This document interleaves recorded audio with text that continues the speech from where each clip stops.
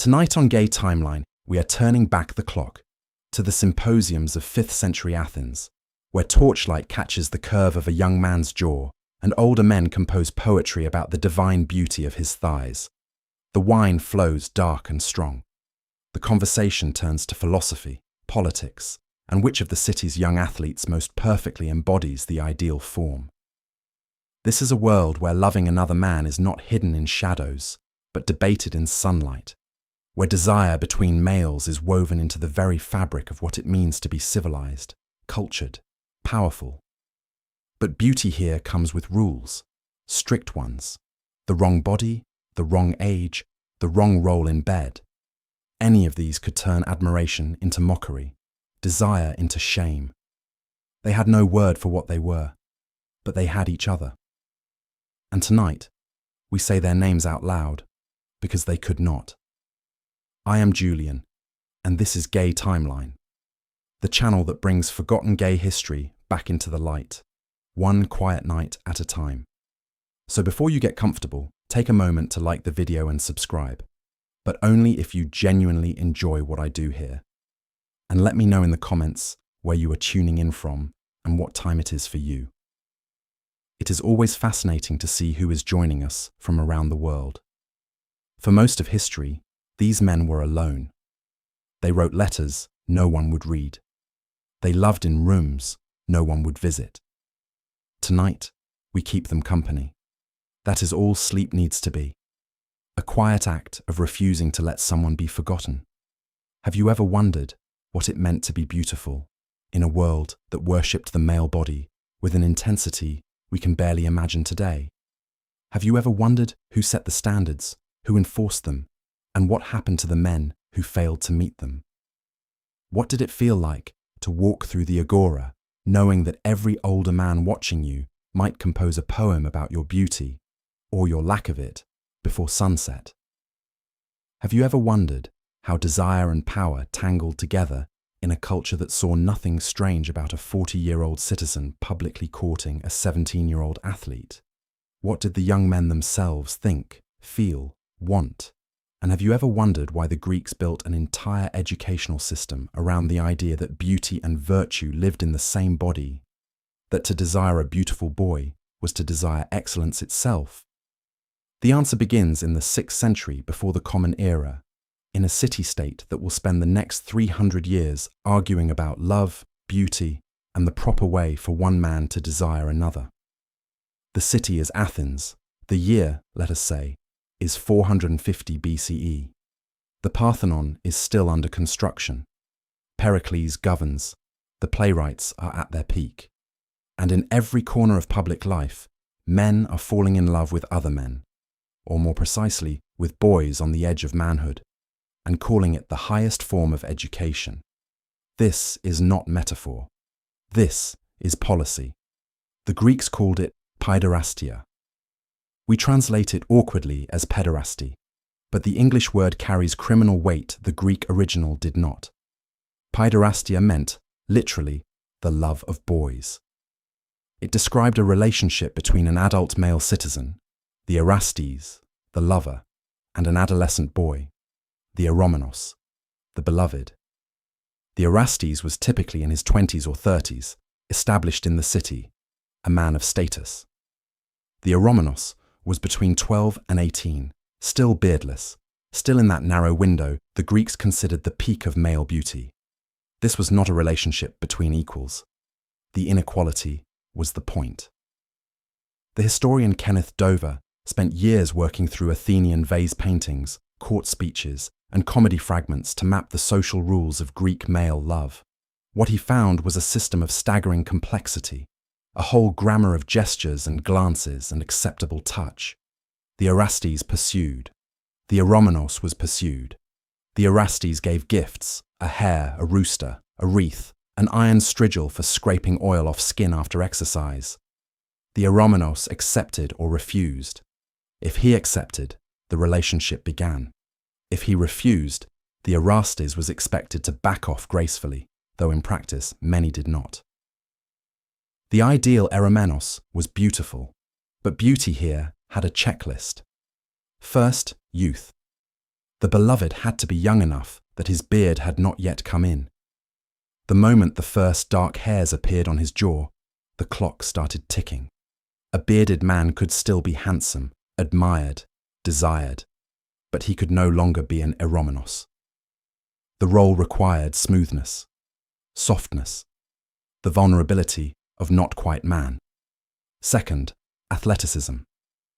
The beloved was expected to spend hours every day in the gymnasium, wrestling naked, running, throwing the discus, coating his body in olive oil until his skin gleamed.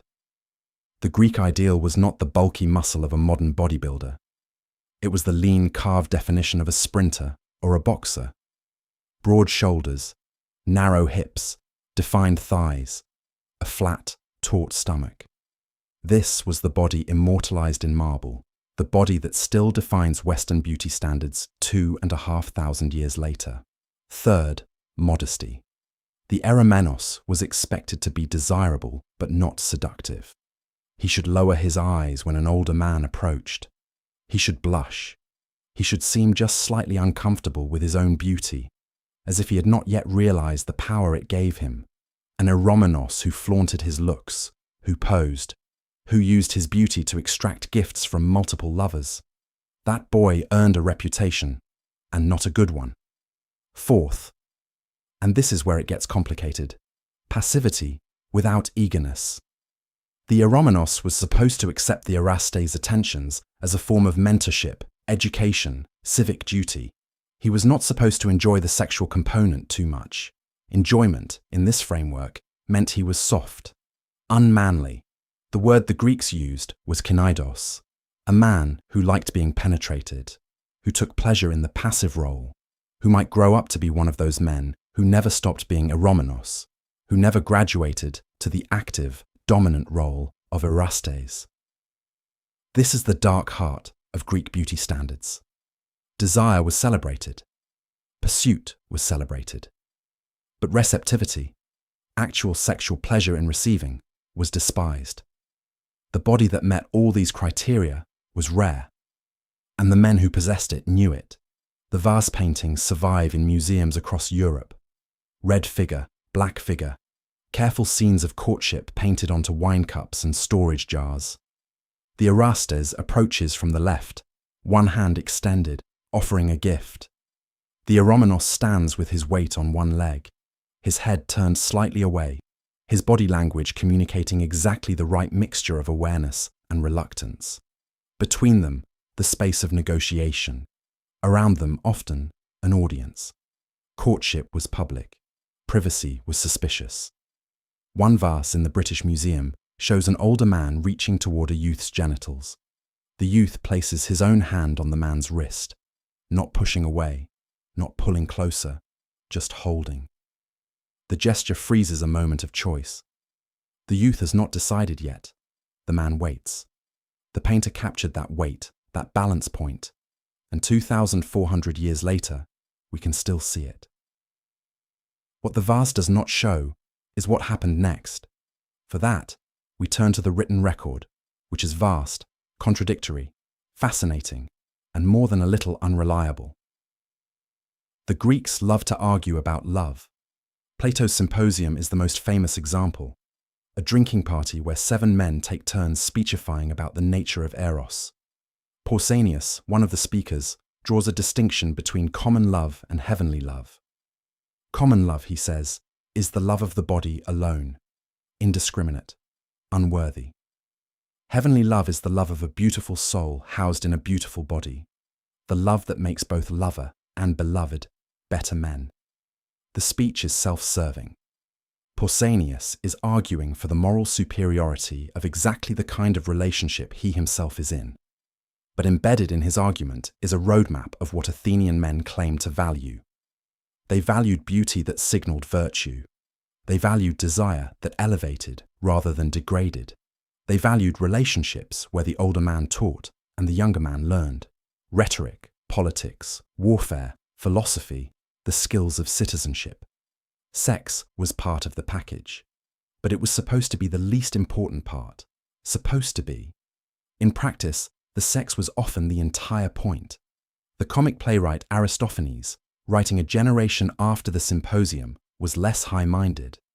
His plays are full of jokes about older men chasing pretty boys, about the boys charging fees, about the men going broke trying to impress someone who will dump them the moment the beard comes in. In one fragment, a character complains that he has spent a fortune on a boy who now pretends not to know him in public. The joke lands because everyone in the audience recognized the situation. The Athenian court speeches are even more revealing. In one case from the 4th century, a man named Timarchus is prosecuted for having prostituted himself in his youth. The prosecutor, Aeschines, spends hours detailing the ways Timarchus violated the proper conduct of an eromenos. He lived with older men. He accepted money, not just gifts. He stayed in the passive role well into adulthood. Worst of all, he enjoyed it. Aeschines does not say this directly. The language is coded, full of insinuation. But the implication is clear. Timarchus liked being desired.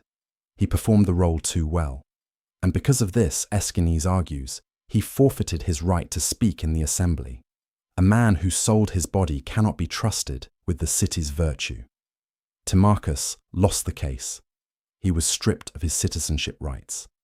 And the speech survives as a window into what Athenian men actually did behind the high-minded rhetoric about education and virtue.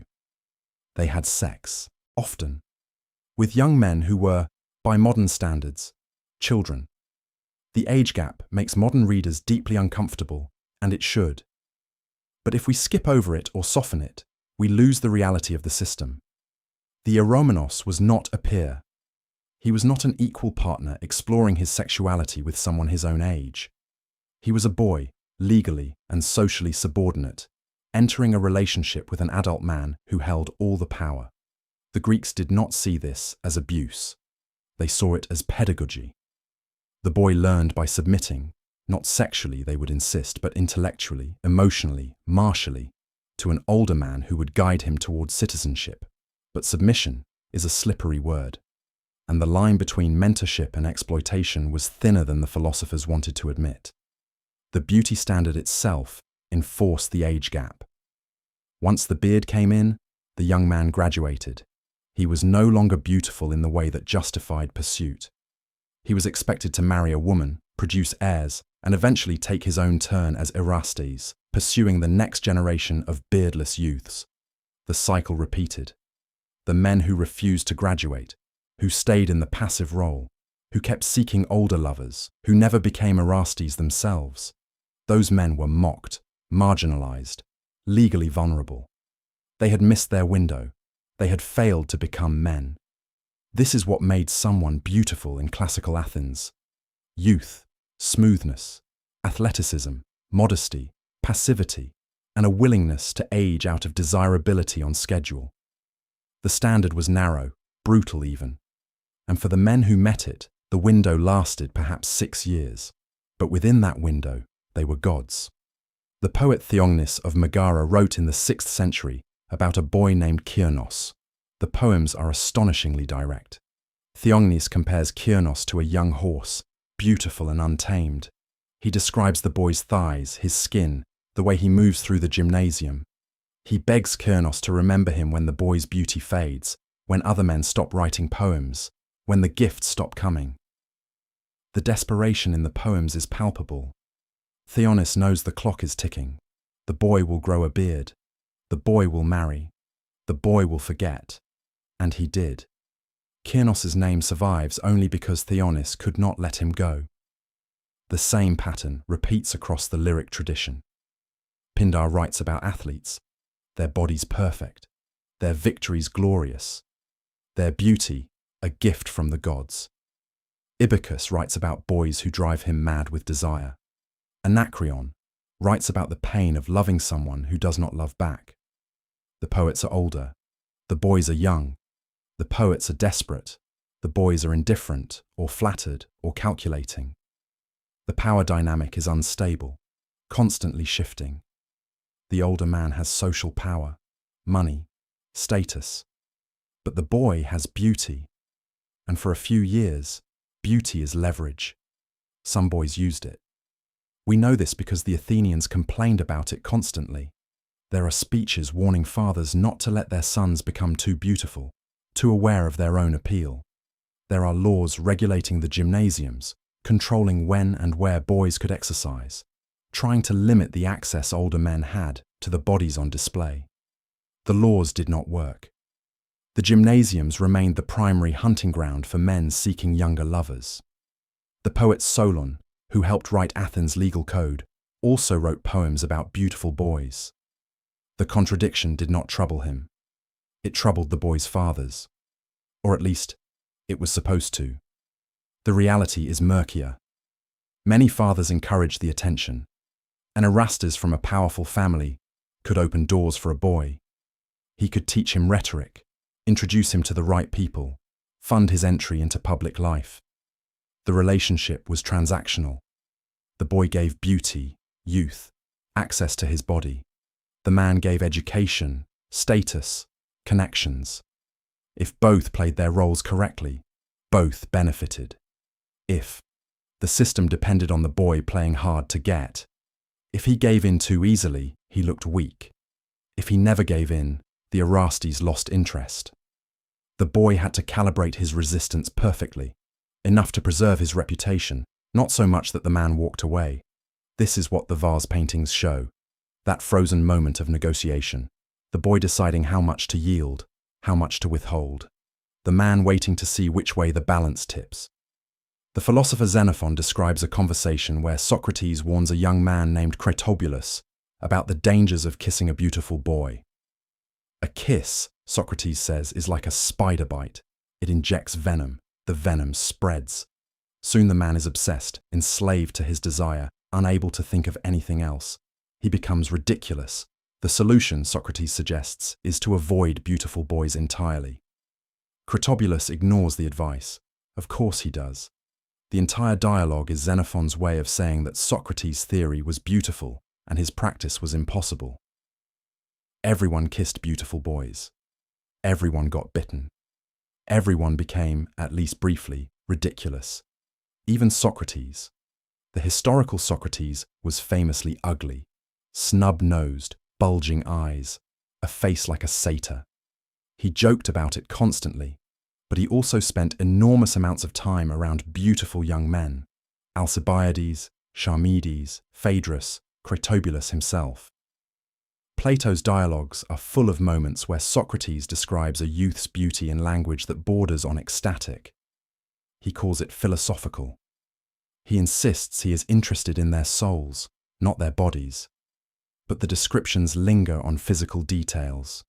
The curve of a neck, the length of an eyelash, the way a boy's voice cracks when he is nervous. Alcibiades, in the Symposium, accuses Socrates of leading him on. Alcibiades was the most beautiful man in Athens, rich, charismatic, brilliant, and fully aware of his own appeal.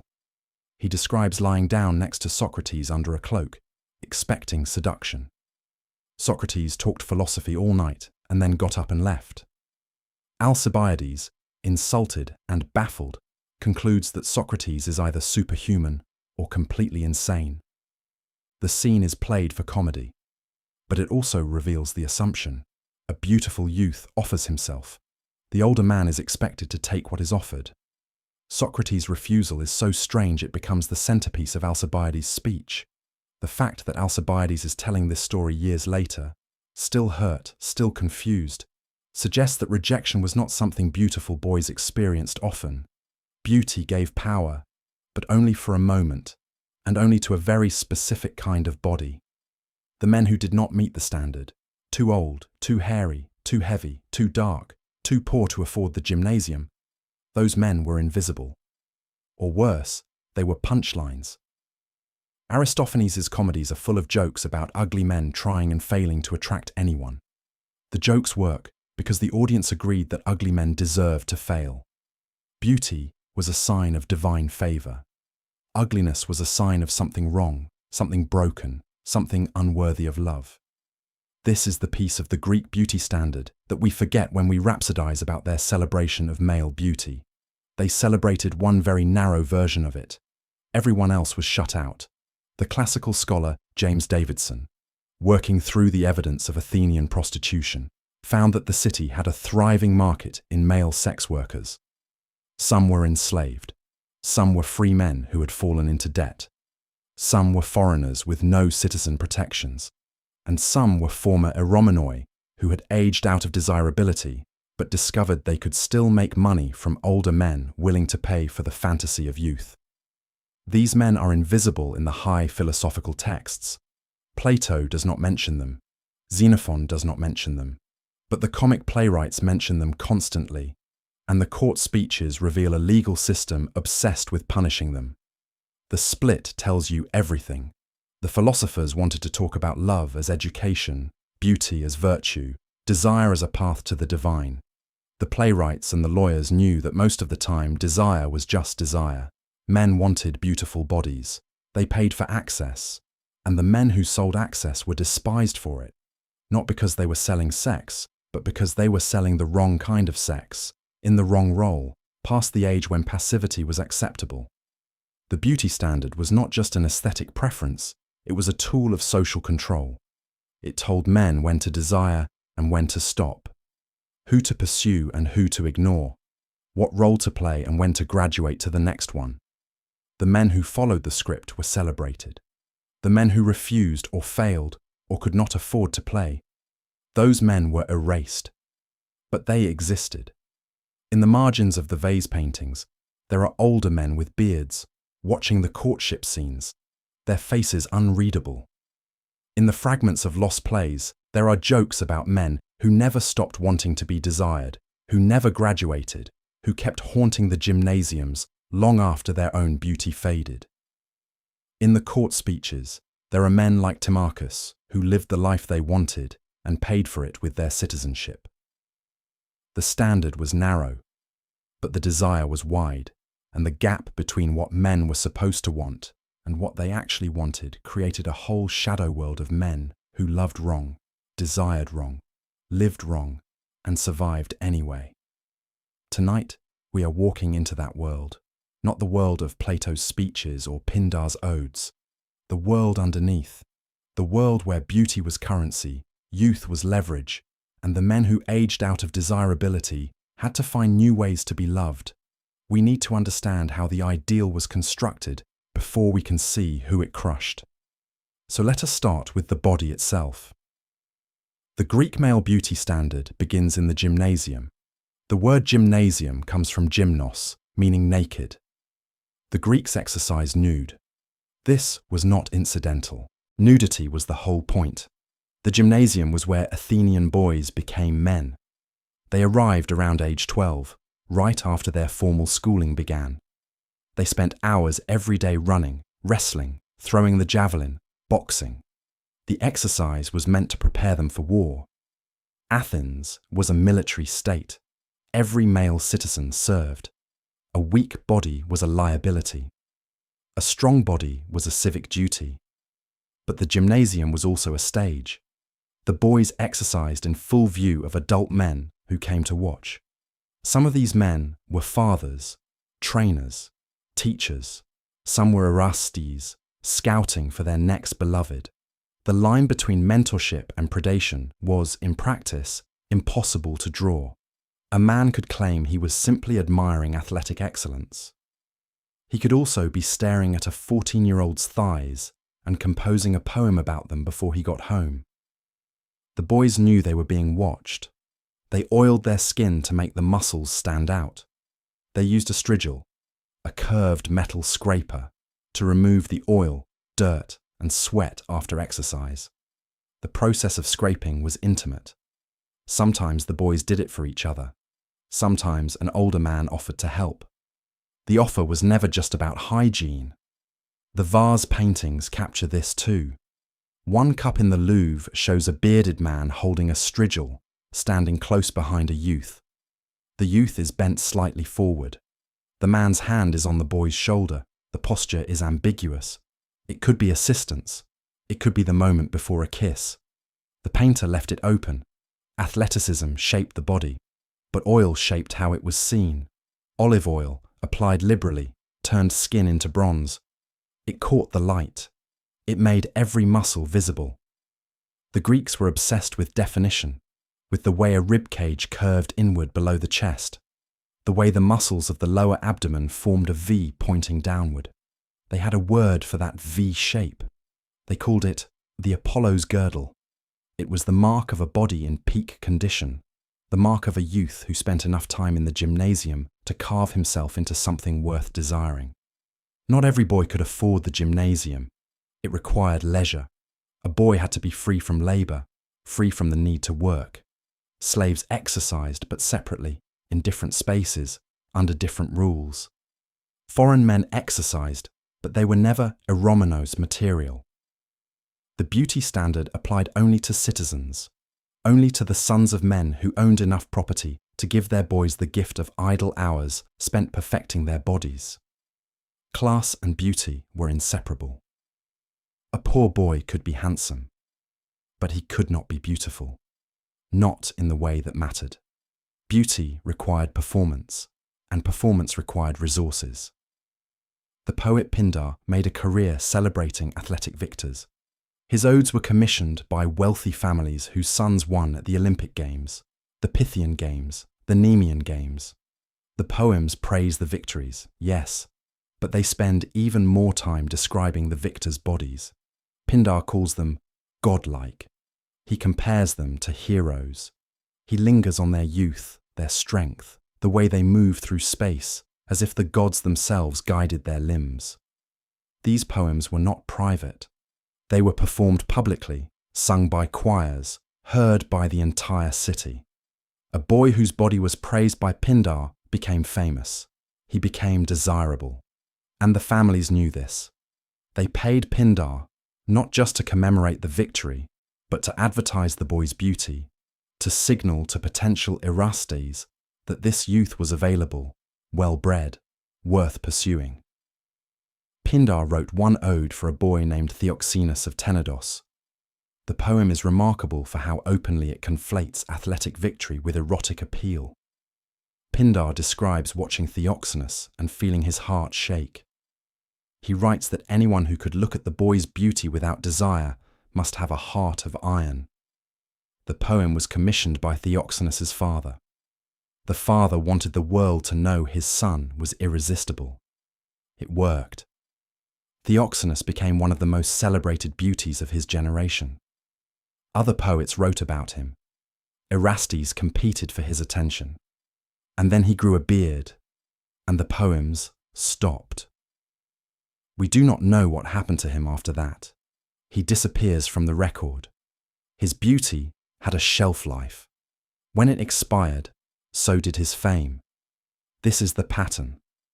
The boys who met the standard were celebrated intensely and briefly. The celebration was public, artistic, civic, and then it ended.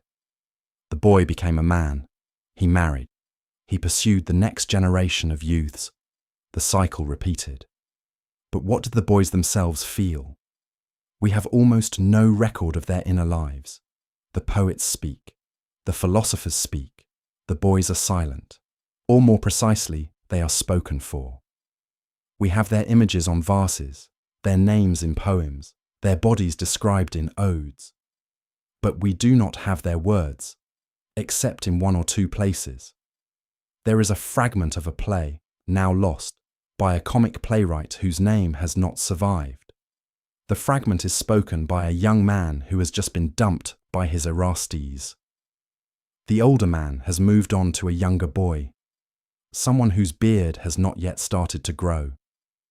The speaker is bitter. He describes spending years being the perfect eromenos, modest, athletic, attentive, only to be discarded the moment his jaw darkened. He calls the whole system a fraud. He says the older men talk about virtue and education, but all they really want is smooth skin. The moment the skin changes, the mentorship ends. The fragment survives because a later scholar quoted it as an example of comedic exaggeration. But the bitterness does not feel exaggerated. It feels real. Another fragment, this one from the poet Anacreon, is even more revealing. Anacreon writes about a boy who rejected him. The boy is beautiful, aware of it, and using his beauty to extract gifts from multiple older men simultaneously. Anacreon is jealous and furious. He calls the boy a tease, a manipulator, a boy who will grow into the kind of man no one respects. But underneath the anger is hurt. The boy had power. He wielded it. And Anacreon, for all his status as a celebrated poet, could not compete with someone younger, richer, more willing to pay. These fragments are rare. Most of what survives presents the system from the Erastes' point of view. The older men controlled the narrative. They wrote the poems, the plays, the philosophical dialogues. They decided what got remembered. And what they remembered was their own desire, their own longing, their own theories about what desire meant. The boys were objects in those theories, beautiful objects, celebrated objects. But objects. And yet, some boys clearly understood the game and played it well. The historical record gives us a few names of young men who became famous not for what they achieved as adults, but for how they handled being desired as youths. Alcibiades is the most famous, born into one of Athens' wealthiest families, blessed with extraordinary beauty, charisma, and intelligence. Alcibiades spent his youth collecting Erastes the way other men collected horses. Socrates was one, but so were half a dozen other prominent Athenians. Alcibiades knew exactly what he was doing. He used his beauty to build a network of powerful men who owed him favors, who competed for his attention, who could be played against each other when necessary. Plato, writing decades after Alcibiades' death, portrays him as someone who corrupted the system. Alcibiades was supposed to be the passive partner, the student, the one who learned. Instead, he turned his Erastes into pawns. He took their gifts and gave nothing back.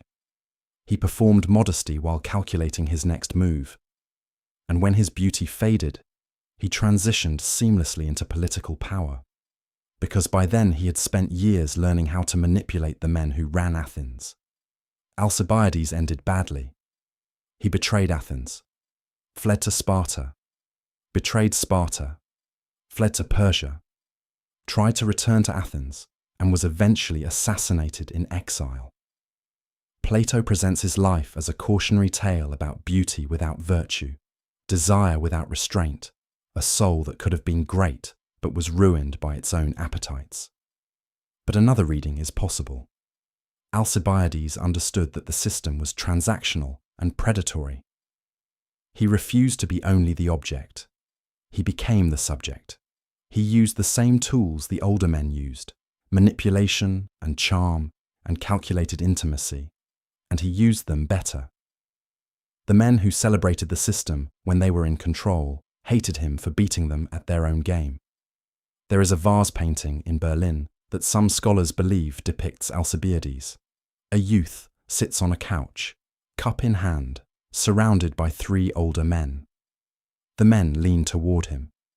The youth leans back, his body language perfectly calibrated, present, but untouchable. One of the older men reaches toward the youth's thigh. The youth does not pull away. But he does not lean in either. He holds the space between interest and refusal. The painter captured the performance. If that is Alcibiades, then the vase is a snapshot of how the game was played by someone who understood the rules and refused to lose. Most boys were not Alcibiades. Most boys did not have his wealth, his family name, his ability to turn beauty into leverage. Most boys were caught between the expectations of the system and their own confusion about what they wanted, what they owed, what it meant to be beautiful in a culture that treated beauty as public property.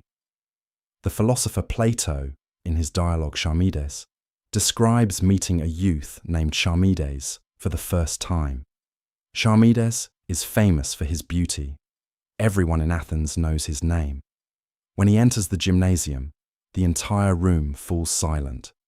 Men turn to stare. Plato, speaking through Socrates, describes feeling dizzy, overwhelmed, unable to think. He compares the experience to being struck by lightning. Then Socrates starts asking Charmides questions, philosophy questions about temperance, virtue, self-knowledge. And it becomes clear that Charmides is beautiful and nothing else. He has no education, no depth. He has spent his entire youth being stared at and has never been asked to develop an interior life. Socrates tries to teach him. The dialogue ends inconclusively. We do not know if Charmides learned anything. We do not know if he wanted to. What we do know is that the historical Charmides became one of the 30 tyrants, the brutal oligarchs who seized power in Athens after the Peloponnesian War. He helped execute over 1,000 Athenian citizens before being killed in battle. Plato never wrote a follow-up dialogue explaining how the most beautiful boy in Athens became a mass murderer. But the trajectory is there. A boy told his entire youth that his beauty made him special, that his body was divine, that older men would compete to possess him. What happens when the beauty fades and the attention stops? What happens when the only tool you were ever given was your face, and your face no longer works? Some men became tyrants, some became prostitutes, some became farmers or shopkeepers or soldiers and lived unremarkable lives. And some, we know, kept trying to be beautiful long after beauty had left them. The comic playwright Aristophanes created a stock character type he used across multiple plays. The older man who still thinks he is beautiful, the man who oils his body, who shaves, who shows up at the gymnasium trying to attract younger men and succeeds only in making everyone uncomfortable. Aristophanes plays this for laughs. The audience is meant to cringe. The joke is that the man does not realize his time has passed, that the same body that once drew admirers now draws mockery. But underneath the comedy is something darker. These men existed. They had been Eromenoi once. They had spent their youth being told they were extraordinary, and then they were told to stop, grow a beard, marry, pursue someone else, forget what it felt like to be desired. Most obeyed. Some did not. And the ones who did not became jokes. The beauty standard was not just about who was attractive. It was about who was allowed to be attractive and for how long. It was a system of controlled desire, where the roles were fixed, the timeline was rigid, and deviation was punished. The punishment was not legal. It was social. It was being laughed at, being ignored, being erased from the record. We know the names of the beautiful boys. We know almost nothing about the men they became. Kyrnos, the beloved of Theognis, disappears after the poems stop. We do not know if he married, if he had children, if he ever thought about the older man who wrote dozens of poems begging him to remember their time together. Theoxenus of Tenedos, celebrated by Pindar, vanishes from history the moment his athletic career ends. Charmides becomes a tyrant. Alcibiades becomes a traitor. These are not satisfying endings, but they are the only endings we have. The boys who were never beautiful do not appear at all. There are no poems for the youth with bad skin. The boy who was too short, too heavy, too awkward, too poor to spend his days at the gymnasium. There are no vase paintings of men courting someone ordinary. Ordinariness was invisible, and in a culture where being seen was everything, invisibility was a kind of death. The historian Thomas Hubbard, working through the fragments of lost Greek poetry, found references to boys who were mocked for their looks. One fragment describes a youth with a large nose. Another describes someone too thin, too dark, too obviously not from a citizen family. The fragments survive because later scholars quoted them as examples of invective, the art of insult. But they also survive as evidence that the boys who failed the beauty test knew they had failed. They were told, publicly, that their bodies were wrong. What did those boys do? They could not compete for Erastes. They could not leverage beauty into mentorship, education, political connections. They were locked out of the system before it began. Some became craftsmen. Athens needed potters, blacksmiths, carpenters, men who worked with their hands. These jobs were respectable, but not prestigious. They did not lead to political power. A man who spent his youth learning a trade instead of being courted in the gymnasium was not quite a full citizen. He participated in the assembly, he voted, he served in the army. But he was never part of the inner circle, the network of men who had loved each other as youths and now governed the city as adults. Because that is what the beauty standard created, a network. The Erastes and Eromenos relationships were not just about sex or even education. They were about building alliances that lasted a lifetime. An Erastes invested in his beloved. He paid for the boy's training, introduced him to influential men, smoothed his entry into public life. In return, the former Eromenos, now an adult, owed loyalty. He voted the way his former Erastes wanted. He supported the same policies. He married into the same families. The beauty standard was a gate. It controlled who entered the network and who stayed outside. And it worked. The men who ran Athens in the 5th and 4th centuries were almost all men who had been beautiful youths. The politicians, the generals, the playwrights, the philosophers. They had all spent their adolescence being desired, courted, educated through relationships with older men. They had learned how power worked by watching men compete for them. And when their own beauty faded, they knew exactly how to compete for the next generation. The men who had never been beautiful did not learn those lessons. They were outside the system, and the system made sure they stayed there. But the system had cracks. One crack was Sparta. Athens' great rival had a similar institution, the agoge, a brutal military training program where older and younger warriors were paired for both education and, everyone assumed, sex. But the Spartans did not write poems about it. They did not philosophize about the nature of desire. They simply built it into the structure of military life and moved on. Athenian writers loved to mock Spartan austerity, but they also envied Spartan efficiency.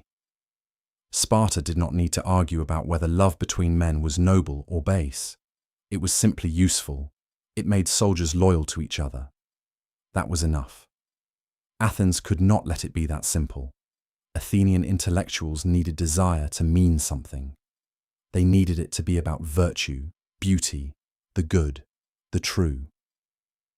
They wrote dialogue after dialogue, trying to reconcile the fact that their entire citizen elite was shaped by relationships between adult men and adolescent boys. Plato spent his career trying to spiritualize it, to turn physical desire into a ladder that led toward the divine. Xenophon tried to sanitize it, to insist that the best Erastes never actually had sex with their beloveds. Aristophanes mocked the whole thing as hypocrisy. All three were probably right. The system was noble. It was also predatory. It was educational. It was also exploitative. It celebrated beauty. It also destroyed the boys who possessed it, by convincing them their worth lasted only as long as their looks. These contradictions did not trouble the Greeks. Or if they did not write about it.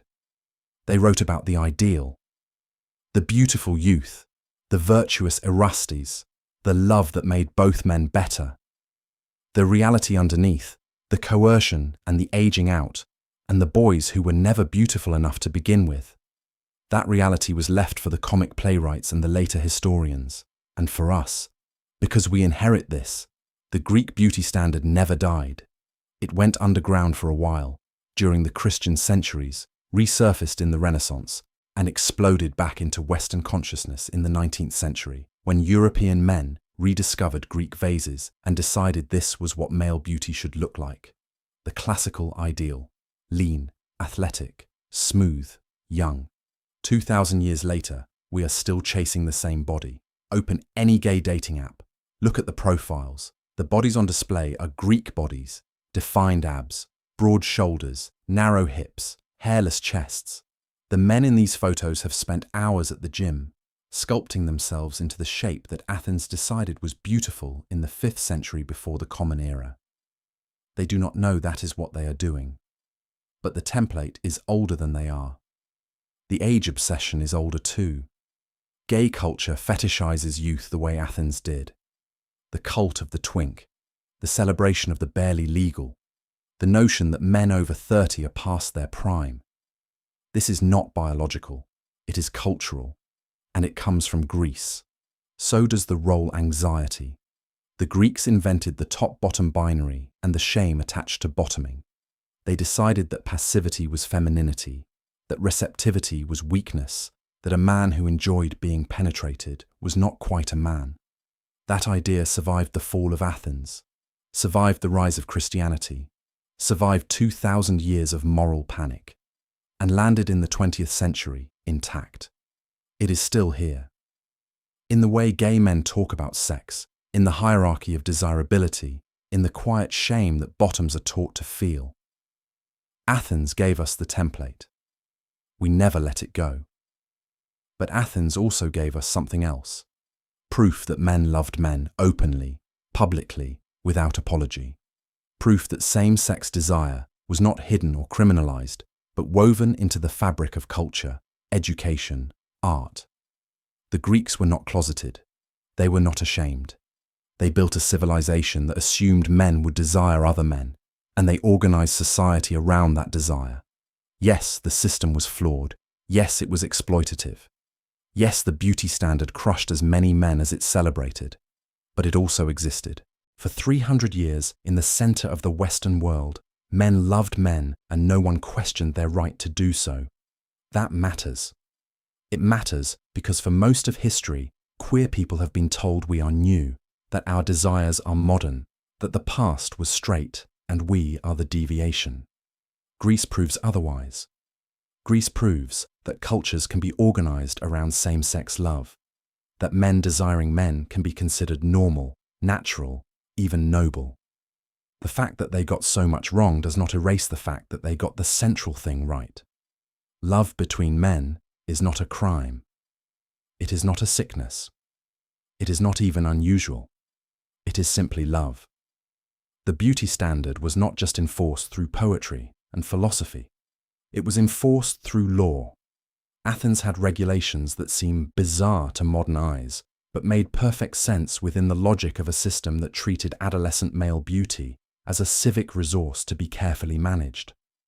The laws around the gymnasium were extensive. Boys could only exercise during daylight hours. Adult men were not allowed to enter the gymnasium at night.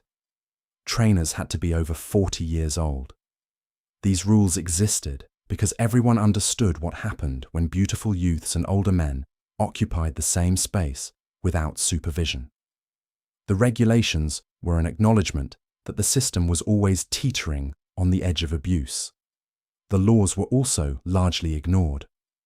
Court speeches from the 4th century reveal case after case of men sneaking into gymnasiums after dark, of trainers in their 20s, of fathers discovering their sons in compromising situations and having to decide whether to press charges or accept that this was simply how things worked.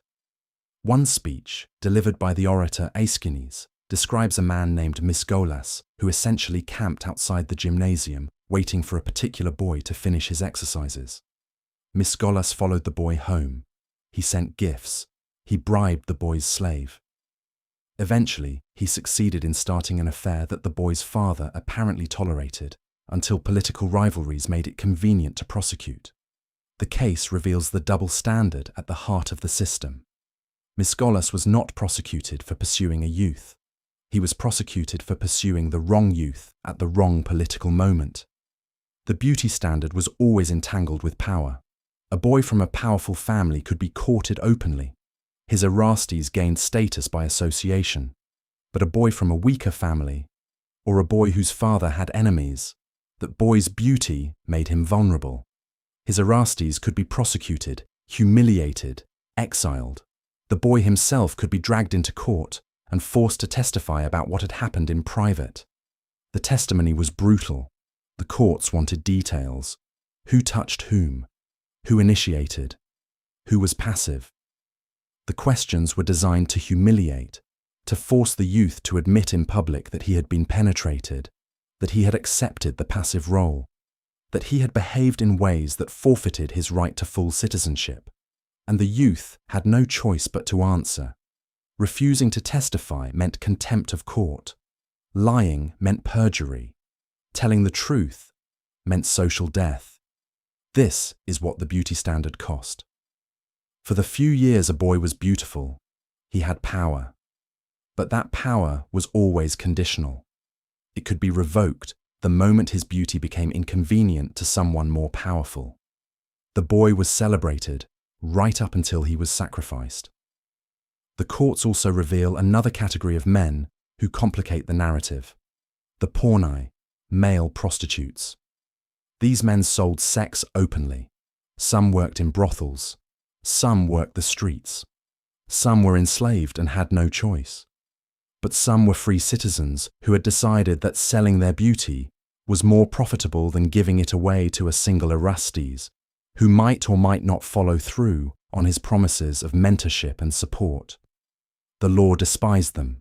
A citizen who prostituted himself lost the right to speak in the assembly, hold public office, or enter temples. The punishment was called atimia, dishonor. It was social death while still breathing. And the logic behind it was clear. A man who sold his body for money had feminized himself. He had taken payment for passivity. He had confused the sacred bond between Erastes and Eromenos with a mere transaction. But the confusion was already there.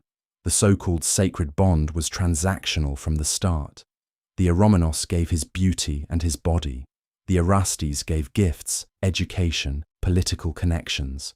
The only difference between this and prostitution was that one was ritualized and the other was naked commerce. The Athenians maintained the distinction with ferocious energy because the distinction was the only thing separating their system from something they would have to call what it was. The male prostitutes knew this. One fragment from a lost comedy shows a prostitute mocking a client who keeps insisting their relationship is about education and virtue. The prostitute lists every gift the man has given, every promise made and broken, and concludes with a line that could serve as the epitaph for the entire system. I am not your beloved. I am your purchase. The line survives because it was funny. It was funny because it was true. The beauty standard created the prostitutes it claimed to despise. Boys who were beautiful but poor had three options: find a wealthy Erastes and hope the relationship paid off, remain celibate and hope beauty alone would open doors, or monetize the beauty directly and accept the legal consequences. Many chose the third option. The sources suggest that Athens had hundreds, possibly thousands, of male prostitutes at any given time. They worked near the docks, in certain taverns, in districts everyone knew about, but no one acknowledged. They also worked the symposiums, the elite drinking parties where Athens' most powerful men gathered to drink, philosophize, and entertain themselves. The entertainment often included flute girls, female prostitutes hired for the evening.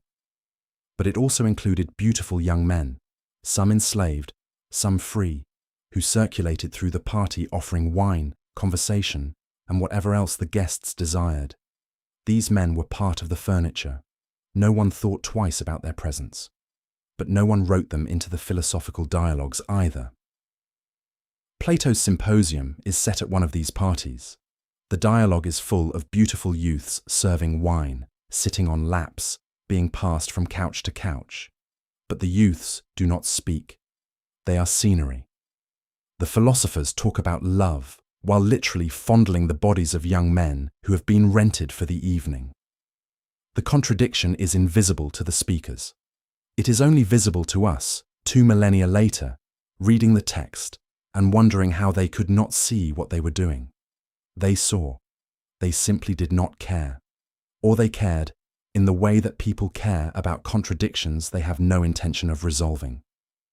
The beauty standard required beautiful bodies to be available. Prostitution made them available.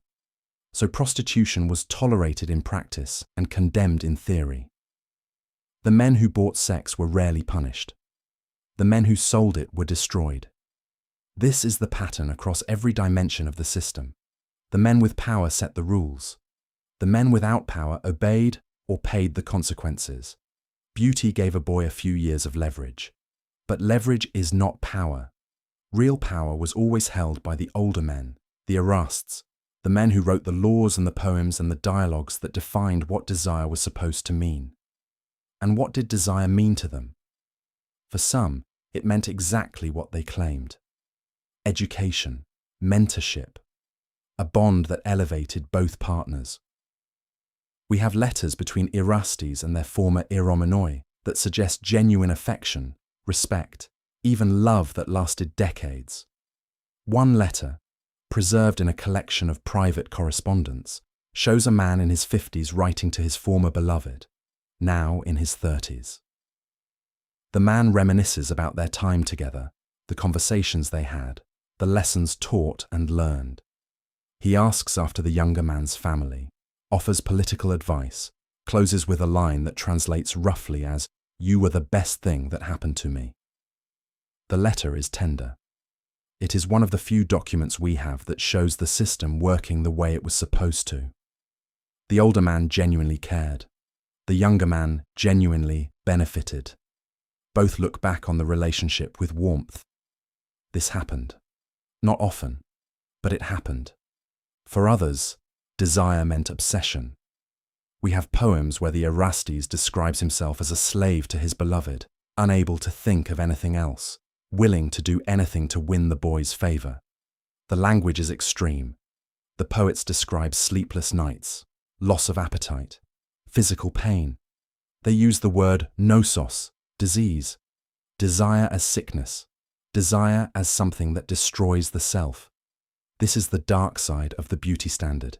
It did not just give boys power, it gave them too much power. It taught older men to abase themselves, to beg, to degrade their own dignity in pursuit of someone whose primary qualification was a smooth face and a well-muscled thigh. The poets seem to have understood the absurdity. But understanding did not stop them. They kept writing. They kept pursuing. They kept making fools of themselves over boys who would forget them the moment someone younger, richer, more desperate came along. And the boys did forget. Of course they did. They were adolescents. Their brains were not fully formed. They were being asked to navigate a system designed by adults, for adults, with rules that changed depending on who was enforcing them. Some boys handled it gracefully. Some boys manipulated it brilliantly. And some boys were destroyed by it. We have one documented case of a youth who killed himself after being rejected by an Erastes. The story survives in a collection of moral fables compiled centuries later, so the details are suspect. But the outline is this. A boy from a prominent family fell in love with an older man. The older man, according to the story, was cruel. He led the boy on, accepted his attention, then publicly humiliated him by choosing a different beloved. The boy, unable to endure the shame, threw himself off a cliff. The story is told as a warning about the dangers of excessive passion. The moral is that the boy should have controlled his emotions, that his suicide was a failure of temperance. But the story can be read another way. The boy had been taught his entire life that being chosen by an Erastes was the mark of worth. When he was rejected, he concluded he was worthless. The system created the conditions for his death. The moralizers blamed him for it. How many other boys did the same? We do not know. The sources do not care about boys who failed.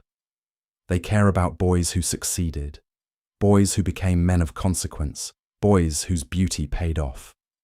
The casualties are invisible. But they existed. In every generation, there were boys who were too sensitive for the system, too earnest, too willing to believe the poetry was real. There were boys who fell in love with their Erastes and were devastated when the relationship ended. There were boys who gave their bodies and expected something in return and received nothing. There were boys who were coerced, assaulted, raped, and had no recourse because the law assumed that if you were beautiful, you had consented by existing. The beauty standard was not neutral. It was a weapon. It could be used for good. A wise Erastes could genuinely help his beloved, could open doors that would otherwise remain closed. could provide education and mentorship that transformed a boy into a capable adult. But the system could also be used to exploit, to manipulate, to destroy. And the difference between the two outcomes depended entirely on the character of the Erastes. The Eromenos had almost no control. This is what we forget when we romanticize ancient Greece. We forget the boys who had no choice. We forget the slaves whose beauty made them valuable property, who were rented out by their owners, who had no say in who touched them or how. We forget the foreign youths, beautiful boys from conquered territories who were brought to Athens as war prizes, who were passed around among citizens who saw them as exotic trophies. We forget the poor boys whose families sold them into prostitution because it was the only way to survive. The beauty standard applied to all of them, enslaved or free, citizen or foreign, willing or coerced. If you were young, male, and beautiful in Athens, you were currency. How you were spent depended on who owned you.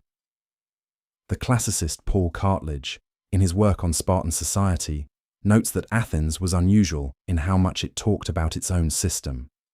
Sparta had the same institution, but rarely discussed it. Thebes had the sacred band, an elite military unit made up of lover pairs, and treated it as unremarkable. Crete, Elis, Boeotia, dozens of other Greek city-states had formalized relationships between older and younger men, and none of them generated the volume of philosophical anxiety that Athens did. Why was Athens different? Cartledge argues it was because Athens was a democracy.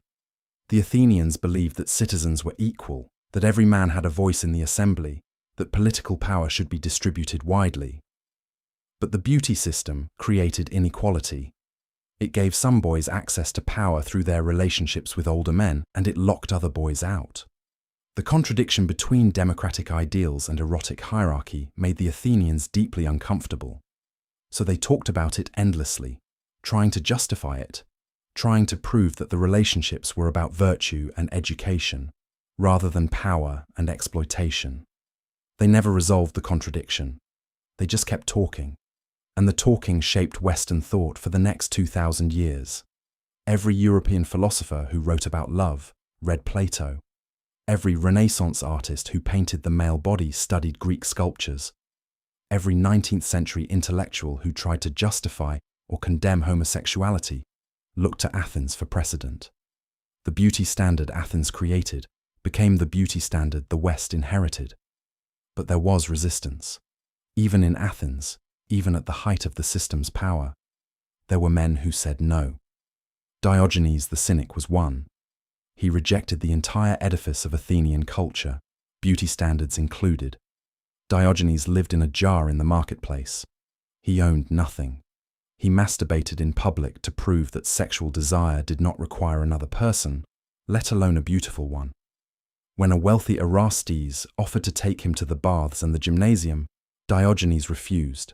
He said he had no interest in spending hours oiling his body to attract men who were too shallow to see past skin. The Athenians thought he was insane. But he was also wildly popular. His insults were legendary. His refusal to play by the rules was thrilling to people who were exhausted by the rules. And his rejection of the beauty standard was, in its own way, liberating. Diogenes proved that you could survive in Athens without being beautiful, without pursuing beauty, without participating in the system at all. He also died alone in his jar, arguably making the Athenians point for them. But other resistors were more successful. Socrates himself, despite spending enormous time around beautiful youths, claimed to be immune to their beauty. He said he loved their souls, not their bodies. He said physical beauty was a trap, a distraction from the real work of philosophy. His students took him seriously. Plato built an entire metaphysical system around the idea that physical beauty was just a shadow of true beauty, that the wise man would use the sight of a beautiful body as a stepping stone toward contemplation of beauty itself, abstract and eternal. It is a nice theory. But Plato kept writing dialogues where Socrates described beautiful boys in language that does not sound particularly abstract. The Charmides opens with Socrates nearly fainting at the sight of Charmides' beauty. The Lysis opens with Socrates spending an entire afternoon at the gymnasium watching boys wrestle. The Phaedrus has Socrates lying in the grass with a beautiful youth, ostensibly discussing rhetoric, but the erotic subtext is so obvious that even ancient commentators noticed it. Plato wanted desire to be spiritual, but he could not stop writing about bodies. The contradiction runs through every dialogue, and it suggests that even the most philosophical Athenians could not escape the beauty standard.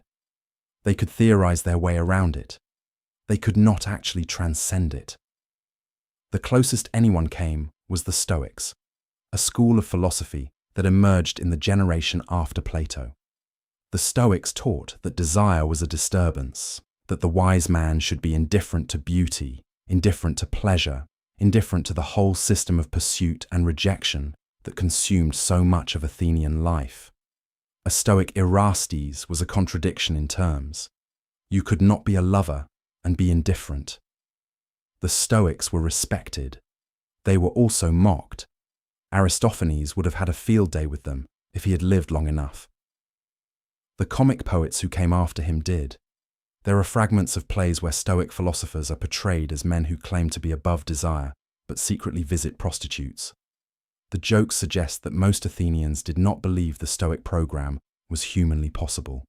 Desire was too strong. Beauty was too powerful. The idea that you could just decide not to care was absurd, but some men did decide. They withdrew from the system, not because they were philosophers, but because the system had already rejected them. The men who were not beautiful, the men who had aged out, the men who had tried to play by the rules and lost. These men did not write dialogues. They did not leave behind poems, but they must have existed in large numbers. For every celebrated beauty, there were 100 men who were ordinary, invisible, shut out from the network that beauty created. What did those men do with their desire? Some of them married women and pretended they had never wanted men at all. Marriage was expected. Citizen men were required to produce legitimate heirs. Most Athenians married in their late 20s or early 30s, right around the time they aged out of the eromenos role. The marriage was not expected to be passionate. It was a civic duty. The wife ran the household, the husband ran the public life. Affection was optional. And for men who still desired other men, marriage did not end the desire. It just redirected it. Married men could still pursue younger men. In fact, married men were the primary participants in the beauty system as Erastes. The poets, the philosophers, the politicians who wrote about beautiful boys were almost all married. They had wives at home, they had children, and they also had beloveds, younger men they courted, gifted, mentored, and almost certainly had sex with. The wives were expected to tolerate this. The sources barely mention them. When they do appear, it is as complaints, nagging wives who resent the time and money their husbands spend on boys, jealous wives who make scenes. The comic playwrights loved this setup, the dutiful husband trying to balance his obligations to his family and his desire for a beautiful youth. The jokes always sided with the husband. The wife was the obstacle. The boy was the prize. But what did the wives think? We have almost no record. Women in Athens were largely confined to the home. They did not attend symposiums. They did not participate in public life. They did not write. The few fragments we have from female poets like Sappho come from other city-states, places where women had slightly more freedom. Athenian women are silent in the historical record. Except for one, Aspasia of Miletus was not technically Athenian. She was a foreigner, a metic, a resident alien, but she became the companion of Pericles, the most powerful man in Athens. Aspasia was educated, articulate, brilliant. She hosted salons where philosophers gathered. She debated politics. She was rumoured to have written some of Pericles' speeches, and she was hated for it. The comic playwrights attacked her relentlessly. They called her a prostitute. They mocked her influence over Pericles. They blamed her for the wars Athens fought. The attacks were gendered and vicious. But they also reveal something. Aspasia had power. She had visibility. And she was in a position to see exactly how the beauty system worked. how the men who governed Athens spent their nights courting adolescent boys while their wives waited at home. Did she care? Did she resent the system that celebrated male beauty and ignored female intellect? Did she see the parallels between how Athens treated women and how it treated the boys who aged out of desirability? We do not know. Aspasia does not speak in her own voice.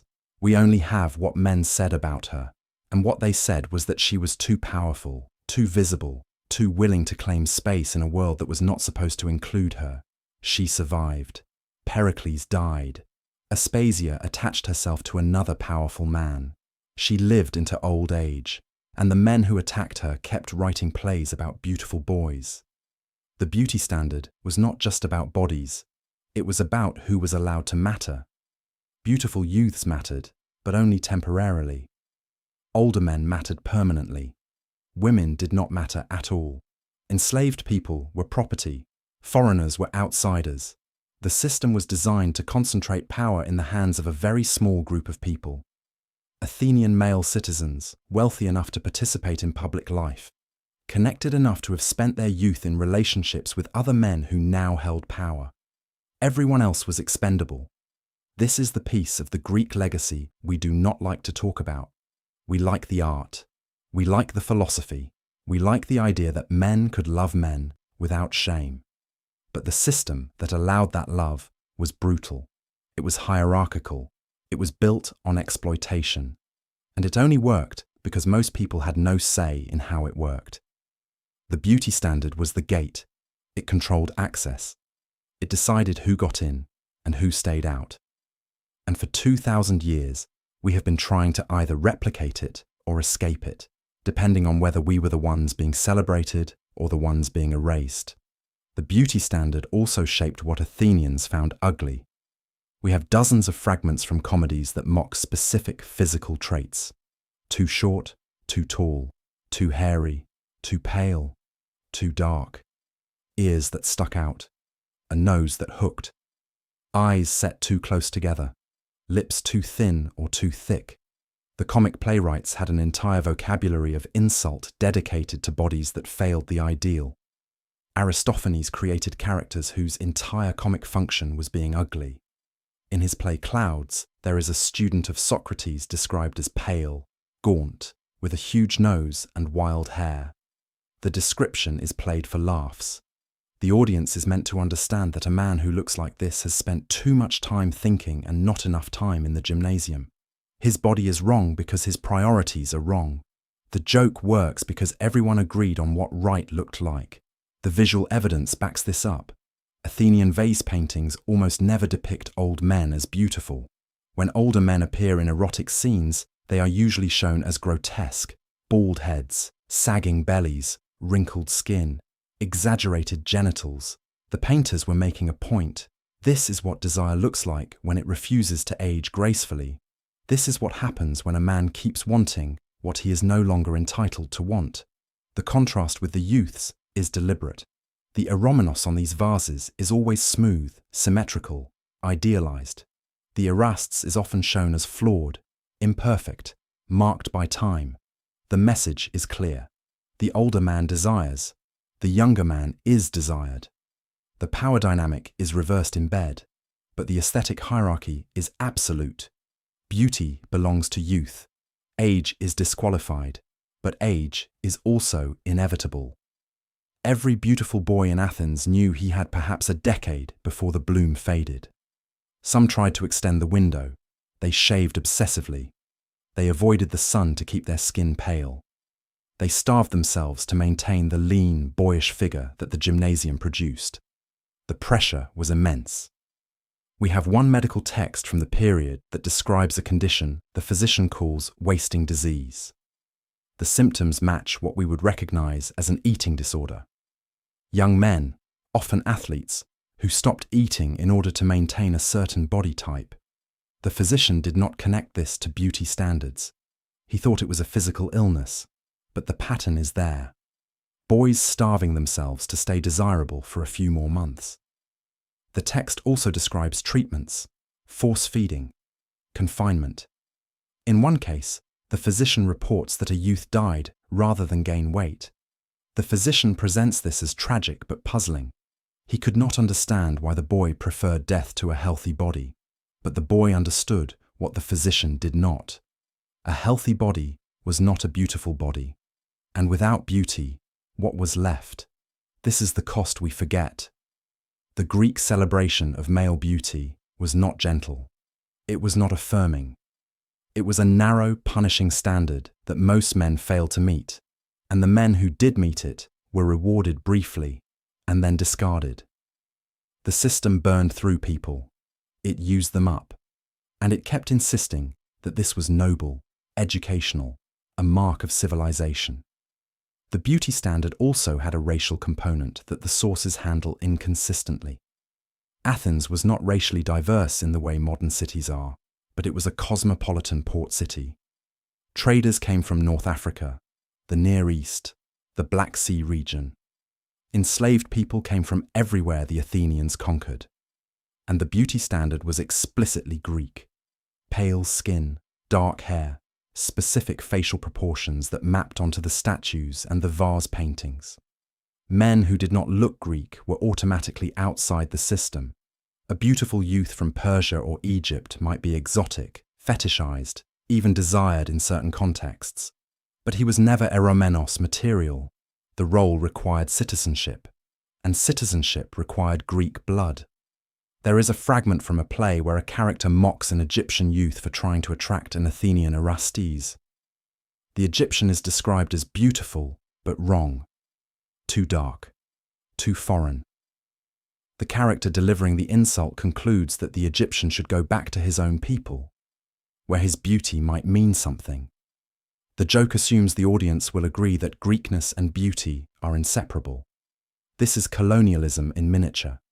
The assumption that the conqueror's aesthetic is the only aesthetic that matters. Athens exported this assumption everywhere it had power. Greek beauty became the standard across the Mediterranean. Local standards were erased or subordinated. The narrow ideal of the Athenian gymnasium became the ideal everywhere Greek culture penetrated, and it penetrated far. When Alexander the Great conquered the known world in the 4th century, he brought Greek culture with him. He brought the gymnasium. He brought the institution of paiderastia.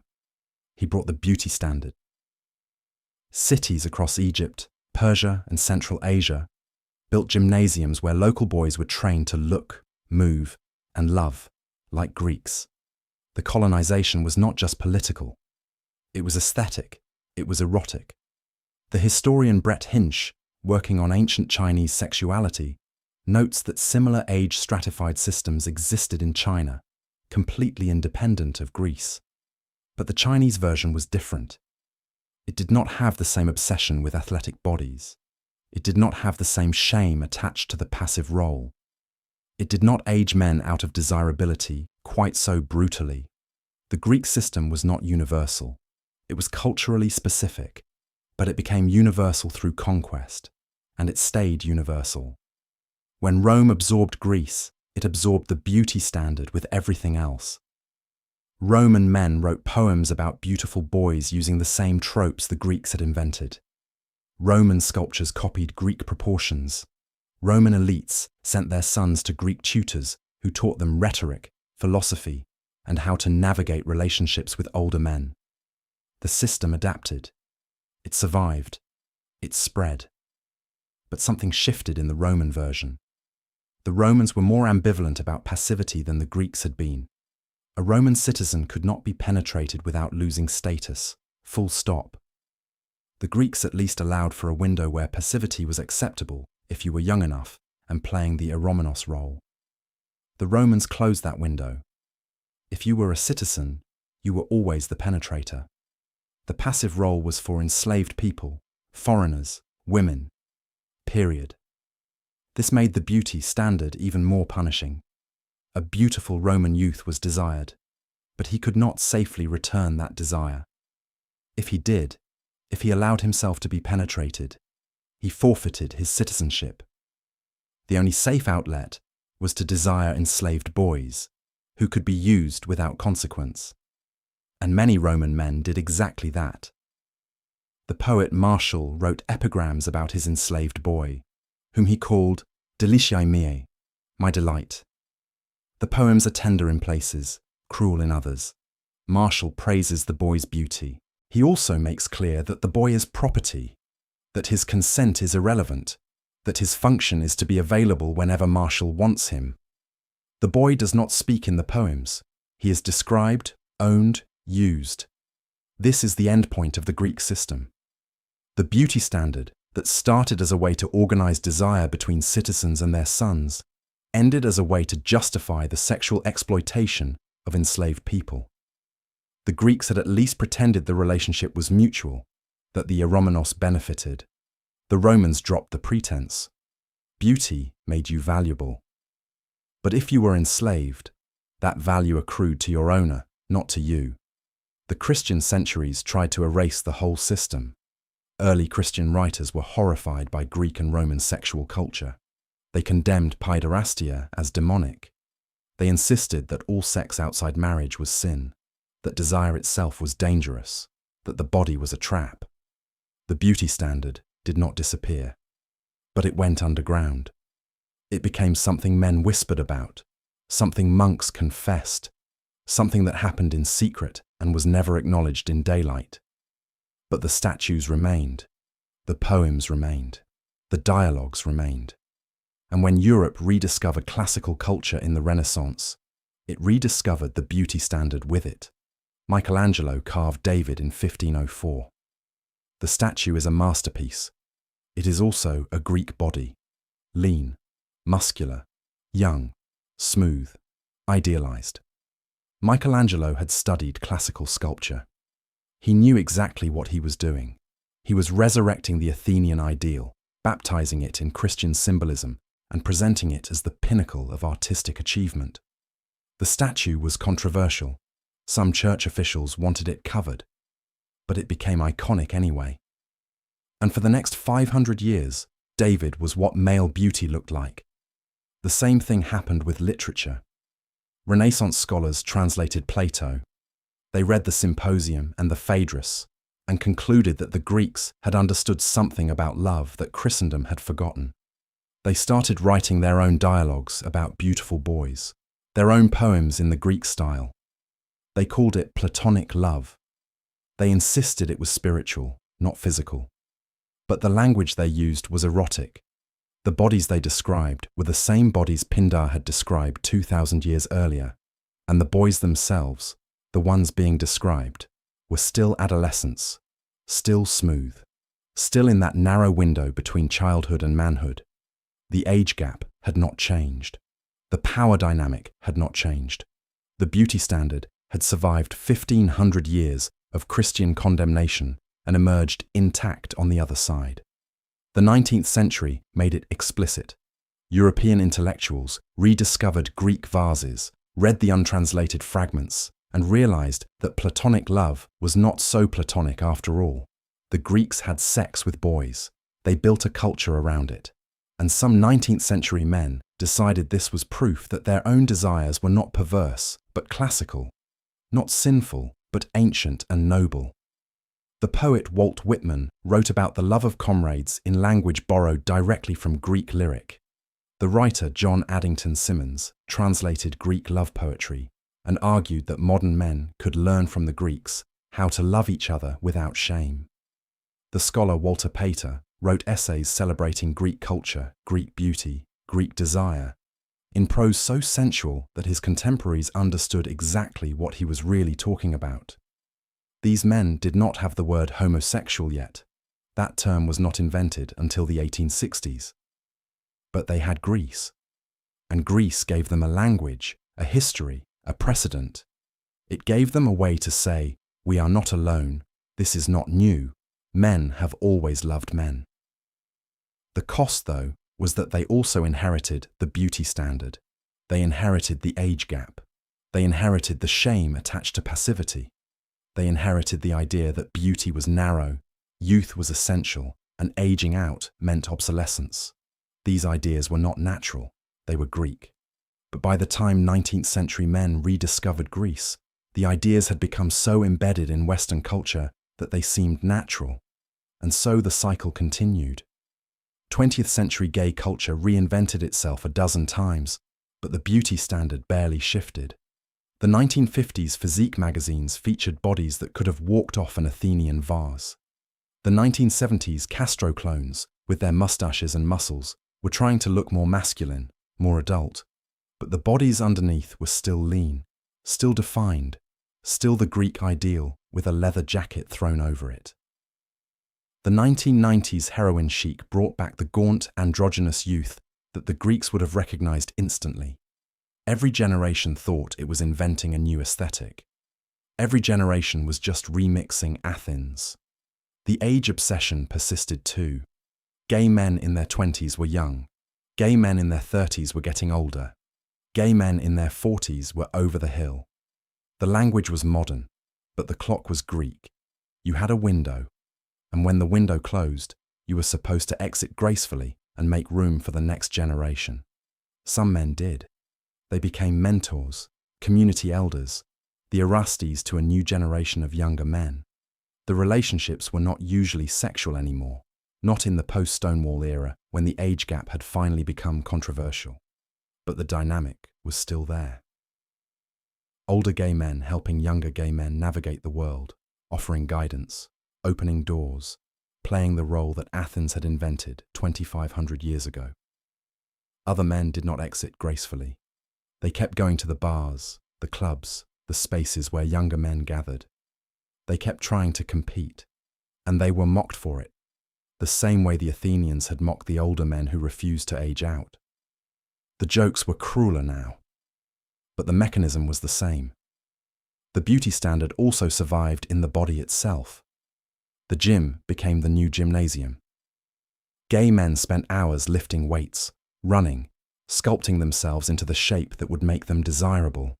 The circuits, the Chelsea boys, the Instagram influencers, all chasing the same body: broad shoulders, narrow waist, defined abs, smooth chest, the Greek 5, the Apollo's girdle, carved into flesh through effort and discipline, and sometimes chemistry. The gym is where the system reproduces itself. It is where boys learn what beauty looks like by seeing it on the bodies around them. It is where older men come to maintain their place in the hierarchy for as long as possible. It is where the standards are enforced, not through law or philosophy, but through visibility. The beautiful bodies are seen, the others are invisible, and the others are still the majority. Most gay men do not look like the ideal. Most are too old, too heavy, too hairy, too something. Most are locked out of the system the same way most Athenian men were locked out. They exist on the margins. They find each other. They build their own communities, their own standards, their own ways of being desired. But the mainstream still belongs to the ideal. The apps, the magazines, the porn, all feature the same body, the Greek body, 2,000 years later, still setting the terms. This is not inevitable. The Greek beauty standard is not biological. It is cultural. It was invented. It can be uninvented. Other cultures have had other standards. The Japanese celebrated older men. The bears before bears had a name.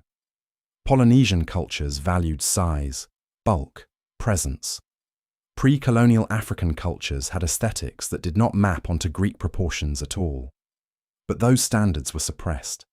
Colonialism brought the Greek ideal everywhere Europeans went, and Europeans went everywhere. The result is that a standard invented in a single city-state in the 5th century BCE became the global standard for male beauty. Not because it is objectively correct, but because the people who held power decided it was correct, and then enforced that decision everywhere they had the means to enforce it. The enforcement was not always violent. Sometimes it was just pervasive. The statues in the museums, the paintings in the galleries, the actors on the screen, the models in the magazines, over and over, the same body, the same face, the same age, until it becomes impossible to imagine beauty looking any other way. But people did imagine it other ways. The bear community, the leather community, the chub community, all emerged as rejections of the mainstream standard. These were men who did not meet the Greek ideal and decided they did not want to.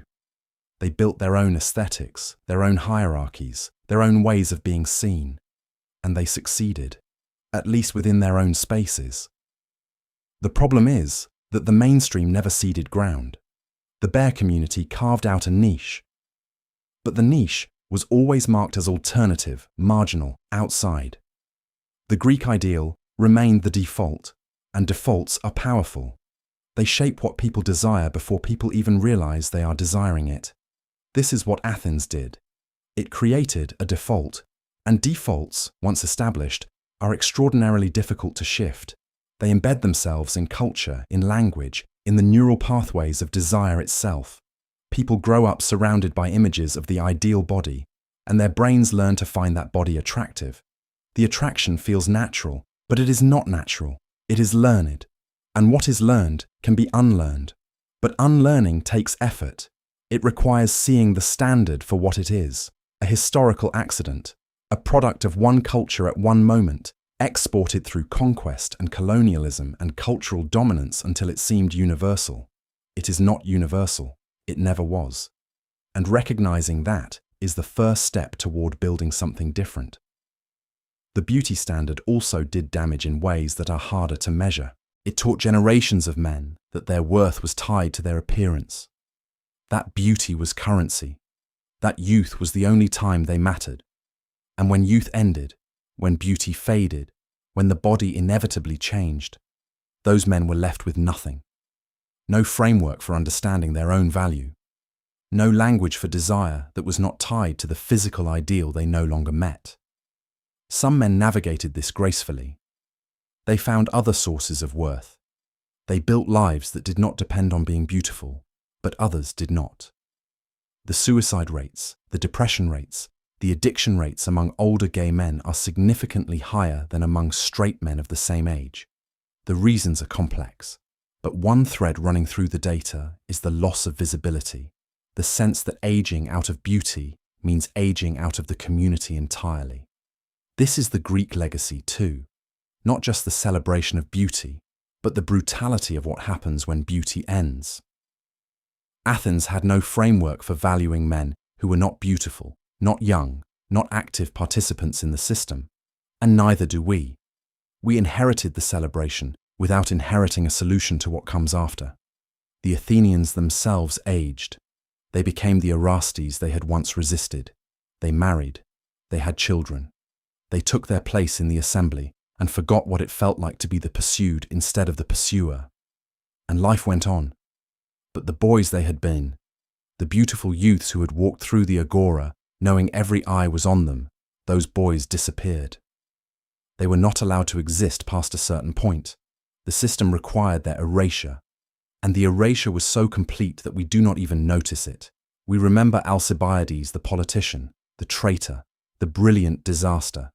We do not remember Alcibiades the boy, the most desired youth in Athens, the one everyone wanted and no one could keep. That version of him is gone. Plato tried to capture him in the symposium, but even Plato's portrait is from the outside, the older men describing what it was like to desire him. Alcibiades himself at 17, at 19, at 21. What did he feel? What did he want? We do not know. The system did not care. His feelings were not the point. His beauty was the point. And when the beauty faded, he stopped being interesting as an object of desire and became interesting only as a subject of history. The same thing happened to every other beautiful boy Athens produced. Charmides, Lysis, Phaedrus, Theoxenus, Kiernos, all the names that survive in poetry and philosophy. We know they were beautiful. We do not know what it cost them. We do not know what they thought about the men who desired them, the system that used them, the future that waited when beauty ran out. We do not know because no one asked. And no one asked because the boys were not supposed to have interiority. They were supposed to be beautiful, available, and silent. The system worked as long as they played the role, and most of them did play the role because the alternative was invisibility, and invisibility in Athens was a kind of death. But some boys must have refused, quietly, privately, in ways that left no record. They must have looked at the system and decided it was not worth it, They must have chosen obscurity over performance, invisibility over exploitation. They must have walked away from the gymnasium, the symposium, the whole apparatus of desire and pursuit and competition for a prize that lasted 6 years and then vanished. Those boys are the ones we will never know. They left no poems, no vase paintings, no philosophical dialogues. They lived ordinary lives, if they were lucky, and they were forgotten completely. The system had no use for them, so they do not exist in the archive. But they existed in reality, in large numbers, the majority probably, and their existence, their refusal, their quiet decision to opt out, that is resistance too. Not the loud, visible resistance of a Diogenes, but the everyday resistance of choosing not to play a game you cannot win. The beauty standard did not exist in isolation. It was part of a larger cultural obsession with the body as a site of meaning. The Athenians believed you could read character from physique. A well-proportioned body suggested a well-ordered soul. Ugliness suggested moral deficiency. This was not metaphor. It was diagnosis.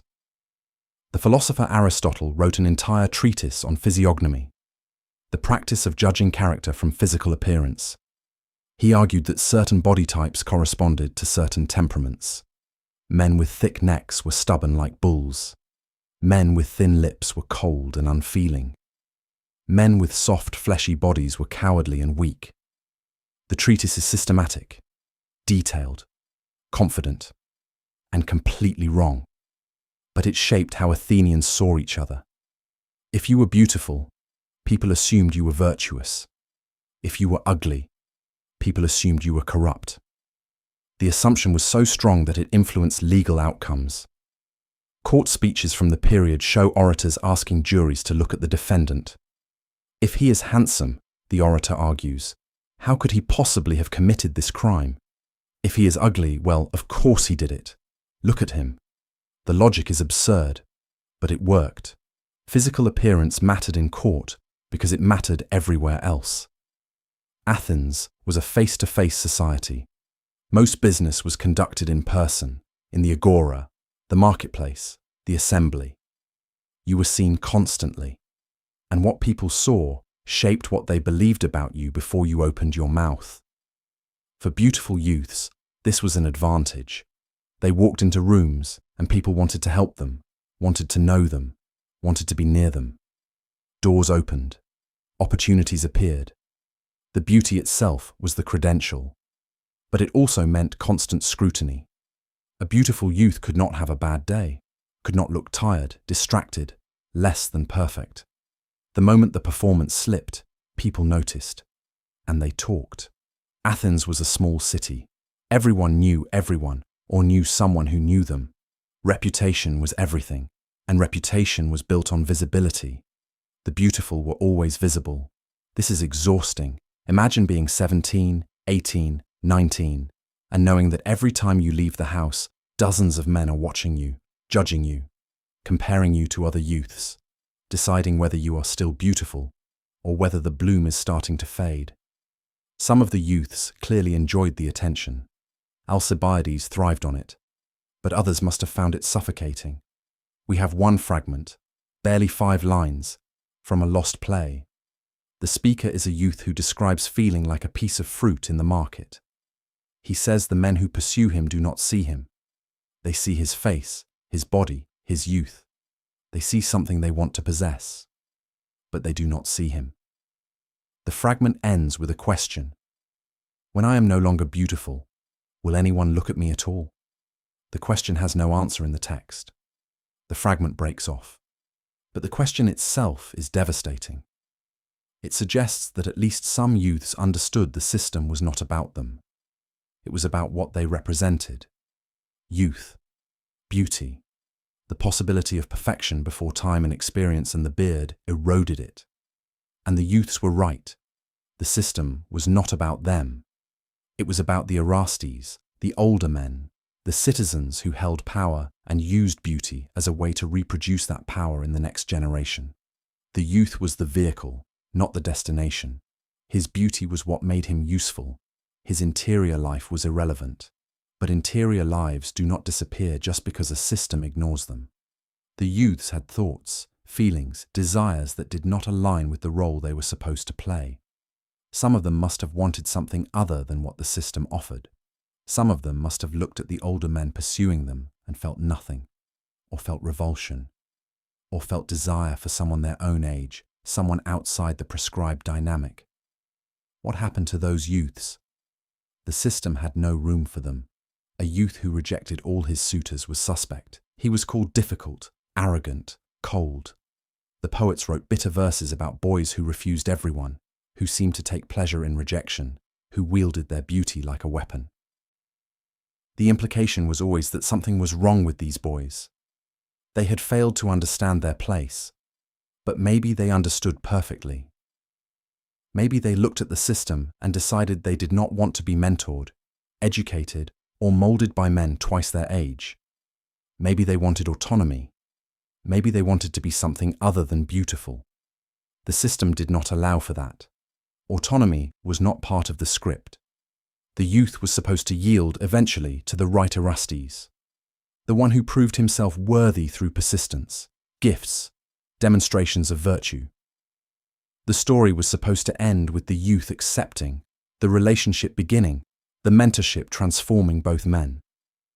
That was the narrative Athens told itself. But narratives and reality are not the same thing. The reality was messier.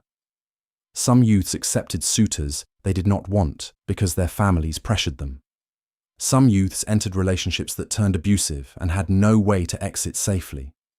Some youths were coerced, raped, and then blamed for it because they had been beautiful in public, which the logic of the system treated as a form of consent. We have court cases where youths testified about being assaulted. The testimony is painful to read. The youth describes what happened. The defendant argues that the youth is lying, that he was willing, that he accepted gifts, and therefore accepted everything that came with the gifts. The jury usually sided with the defendant, because the logic of the system said that once a youth entered into courtship, once he accepted even a single gift, he had consented to the entire relationship. Withdrawal of consent was not a concept Athens recognized. This is rape culture, ancient rape culture, built into the structure of desire itself. The system assumed that beauty was an invitation, that youth was availability, that the Erastes had a right to pursue, and the Eromenos had an obligation to yield. Resistance was permitted, even expected, as part of the game, but actual refusal, sustained refusal, was not acceptable. It broke the system. So youths learned not to refuse outright. They learned to deflect, delay, string the Erastes, along without ever saying yes or no. They learned to play the game well enough to keep options open without committing to anyone. This is the behavior the poets called manipulative, calculating, cruel. But it was also survival. If you refused everyone, you were mocked. If you accepted the wrong person, you were trapped. The only safe path was to keep everyone at a distance. Some youths became experts at this. They built entire careers out of being pursued but never caught. They collected Erastes the way other people collected coins, and they were celebrated for it in a backhanded way. The poets wrote about them with a mixture of admiration and resentment. These boys understood the game. They played it better than anyone else, and they made the Erastes look like fools. But what did it cost the youths themselves? There is a late dialogue, written in the 2nd century of the Common Era, long after classical Athens had fallen, where a character describes the education of a professional beloved. A boy trained from childhood to be maximally desirable, to attract the wealthiest Erastes, to extract the most gifts, to move from one relationship to the next without ever forming an attachment. The character presenting this describes it as a kind of school. The boy learns to walk, to speak, to gesture in ways that signal availability without commitment. He learns to cry on command, to flatter, to lie. He learns to perform love without ever feeling it. The dialogue is satirical.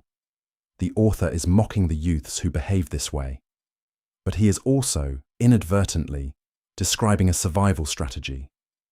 If you are beautiful and poor, if you have no family to protect you, if your only asset is your body, then learning to monetize that body without being destroyed by the men who want it is not manipulation. It is necessity. And Athens produced these boys in numbers large enough that they became a recognized type. The kineidos, the professional passive, the youth who stayed in the role too long, who never graduated to being an Erastes, who made his living from older men. The kineidos was despised. He was the nightmare version of the eromenos, the proof that the system could go wrong, that beauty could be sold rather than gifted, that the sacred bond could become a transaction. But the kineidos existed because the system created him. The men who bought his services were the same men who wrote speeches condemning prostitution. The men who used him were the same men who insisted that true paiderastia was about virtue and education. The hypocrisy was invisible to them, or they simply did not care. The kineidos had no legal protections. If he was assaulted, he could not bring charges. If he was robbed, he had no recourse. If he was killed, the investigation was cursory at best. He had forfeited his citizenship by selling his body. And without citizenship, he was no one. He existed outside the law, outside the community, outside every structure that made life in Athens livable. Some of these men were former eromenoi who had aged out of desirability and discovered they could not transition to any other role. The gymnasium had not prepared them for work. The mentorship had not materialized. The promises had turned out to be empty. And so they stayed in the only role they knew, even though staying meant social death. Others were never part of the citizen class to begin with. Enslaved boys, freed boys, foreign boys, boys whose beauty was their only resource. They sold what they had, and they were punished for it, not by the men who bought them, but by the city that needed them to exist while pretending they did not. This is the underside of the beauty standard. For every celebrated beloved, for every youth whose beauty opened doors, there were a dozen who were used and discarded. The system needed those boys. It could not function without them. But it also needed to disavow them, to insist that they were aberrations, exceptions, proof of individual moral failure rather than systemic exploitation. The Athenians were very good at this kind of disavowal. They were very good at creating systems that depended on exploitation and then blaming the exploited for existing. The beauty standard was no different. It celebrated the youths who played by the rules and destroyed the youths who could not or would not. And then it insisted that the destruction was the youth's own fault. But the youths kept existing. They kept walking through the agora, the gymnasiums, the symposiums. They kept being beautiful, or trying to be, or performing beauty even when they no longer felt it. They kept surviving, however they could. And some of them kept records, not written records. The youths did not write. But they left marks in the archaeological record, in the objects they owned, the graves they were buried in, the graffiti they scratched into walls. One piece of graffiti, found on the wall of a building near the agora, reads simply, "Lysis was here, and he was beautiful." The name Lysis appears in Plato, attached to a youth Socrates pursued. Whether this is the same Lysis, we do not know. But someone, maybe Lysis himself, wanted to leave a mark, wanted to say I existed, I was seen, I mattered. The graffiti is 2,400 years old, the building is gone, but the words survive, scratched into stone by someone who knew that beauty was temporary, but words might last. Other marks are less deliberate. Burial goods. A youth buried with a strigil, the scraper used in the gymnasium, signaling that his identity was tied to that space, to his athletic body, to the beauty that made him visible. Another youth buried with gifts, small objects that might have been tokens from an Erastes, a hare, a rooster, a wreath, the gifts that signaled courtship. Were they treasured, or were they just buried with him because no one else wanted them? We do not know. The objects do not speak. but they suggest that at least some youths valued the relationships they had been part of, or wanted to be remembered as someone who had been valued. The grave goods are a claim. This person mattered. This person was beautiful. This person was loved. Whether the love was real or performed, whether it lasted or faded, whether it was mutual or coerced, the grave does not say. It only says that beauty was here, and now it is gone. The beauty standard created a culture obsessed with the ephemeral, the perfect body that lasted a decade at most, the perfect face that time would ruin, the perfect moment, frozen in a vase painting or a poem that could never be repeated. The Athenians knew this. They talked about it constantly. The poets returned again and again to the theme of time, loss, the inevitable fading of youth. Theognis wrote that beauty is brief as the bloom on a flower. Mimnemus wrote that youth lasts as long as sunlight lasts in a single day. Anacreon wrote that grey hair comes too soon, that the body betrays, that desire outlasts the ability to be desired. These were not new observations. Every culture that values youth has made them. But Athens built an entire system on the observation and then refused to face the implications. If beauty is brief, then the system that depends on beauty is constantly cannibalizing itself. Every year, a new cohort of youths enters the gymnasium. Every year, the previous cohort ages another year closer to obsolescence. The system requires a constant supply of new bodies, and it requires the old bodies to disappear quietly, without complaint, without demanding anything in return for the years they spent being used. Most men did disappear quietly. They married. They became Erastes themselves. They participated in the system from the other side, and they did not talk about what it had been like to be the Eromenos, to be the one pursued, the one whose body was public property, the one whose youth was traded for promises that may or may not have been kept. Silence was part of the deal. You graduated, you moved on, you did not look back. But some men could not move on. The beauty had been the only thing that made them visible, and without it, they were lost. They did not know how to be seen as anything other than beautiful.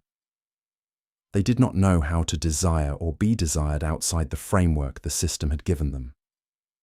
And so they stayed, haunting the gymnasiums, the symposiums, the places where they had once mattered, trying to recapture something that was already gone. Aristophanes mocked these men. The comic poets after him mocked them too. The joke was always the same. The man who does not realize he is no longer young. The man who still thinks he is beautiful. The man who shows up at the gymnasium and everyone averts their eyes. The joke is cruel. But it is also telling. It reveals that the system had no place for men who aged visibly, who refused to pretend that their youth had never happened, who kept wanting what they had once been allowed to want. These men were problems. They broke the narrative. They reminded everyone that beauty ends, that the system uses people up, that the promises were mostly lies. So they were mocked into silence. And the system continued, unchanged, generation after generation, burning through youths and discarding them, celebrating beauty and punishing anyone who tried to hold on to it past the expiration date. This is what we inherited, not the celebration, the cruelty, the narrow standard, the age limit, the sense that youth is the only time you matter, and after that, you are supposed to disappear. Gay culture is still processing this inheritance, still trying to figure out how to value men who are not 25 and smooth and gym-built. Still trying to create space for desire that is not shaped by the Greek template. Some progress has been made. The bear community, the daddy culture, the increasing visibility of older gay men who refuse to be invisible. These are all forms of resistance to the Athenian model. They are attempts to build new standards, new frameworks, new ways of being seen. But the resistance is always framed as alternative. The Greek ideal is still the default. The apps still prioritize youth. The porn still features the same bodies. The magazines still put the same faces on the cover. 2,000 years later, the system is still running, and the men who do not fit are still the ones who disappear. The Athenians could have chosen differently. They could have built a system that valued men across the lifespan. They could have celebrated the beauty of older men, men with grey hair and wrinkles and bodies marked by time. They could have created an aesthetic that was wide enough to include everyone. But they did not. They chose the narrow path. They chose youth. And they enforced that choice so thoroughly, exported it so widely, embedded it so deeply in Western culture that we are still living inside it. The question is whether we have to keep living inside it, whether we can build something different, whether we can imagine beauty that is not tied to youth, desire that is not shaped by a standard invented in the 5th century BCE by men who saw adolescent boys as raw material for the reproduction of power. The answer, probably, is yes. We can imagine it. Some people already are imagining it, already building it, already creating spaces where the Greek standard does not apply. But imagination is not enough. The default is powerful. And changing a default requires more than individual resistance. It requires collective refusal. It requires looking at the vase paintings, the sculptures, the poems, the dialogues, the whole apparatus of Greek beauty culture, and saying this was brilliant and this was also monstrous. Both things can be true. Athens gave us proof that men can love men openly. It also gave us a template that has caused enormous harm. We can keep the first part and let go of the second, but letting go is hard. The standard is beautiful. That is the problem. It is genuinely beautiful. The young athletic body, the symmetry, the proportions that artists have spent millennia trying to capture. The beauty is real, but it is also narrow. And narrowness, in matters of desire, is violence. It cuts people out. It tells them they do not count. It makes them invisible. And invisibility, in a culture built on being seen, is unbearable. The beauty standard shaped not just bodies, but lives. It determined who was remembered and who was forgotten. It decided whose love counted as noble and whose was written off as transaction. It built a hierarchy so rigid that men 2,500 years later are still climbing it, still trying to reach the top, still convinced that beauty is the only currency that matters. But here is what the Athenians never wrote down, what the philosophers never theorized, what the poets never quite admitted. The youths themselves, the beautiful boys at the center of the system, many of them were just trying to survive adolescence. They were not symbols. They were not vessels for educational virtue. They were teenagers, confused, hormonally chaotic, trying to figure out who they were, while dozens of adult men projected fantasies onto them. Some handled it well, some used it, some were destroyed by it, and most, the vast majority, simply lived through it and came out the other side as unremarkable adults who never spoke about those years again. Because what would they say? That they had been beautiful once, and men had wanted them, and then the beauty faded and the men moved on. That is not a story. That is just time. But it is also loss. The loss of being seen. The loss of mattering in a way that felt overwhelming and terrible, and also intoxicating. Because being desired, even when the desire is objectifying, even when it comes with all the wrong motives, still feels like something. It feels like proof that you exist. And when it stops, when you age out and no one looks anymore, the silence is deafening. This is the unspoken cost of the Greek beauty standard. Not just that some men were excluded, but that the men who were included, the men who were celebrated, those men were set up for a loss they were never prepared to handle. They were told their beauty made them special, and then they were told to forget that they had ever been special at all. Grow up, marry, pursue the next generation. Pretend you were never the pursued. Most men manage the transition. But managing is not the same as thriving. And the silence around the transition, the refusal to acknowledge that something had been lost, that created a kind of ambient grief that runs through Greek culture. You can feel it in the poetry. The obsessive focus on the brevity of youth.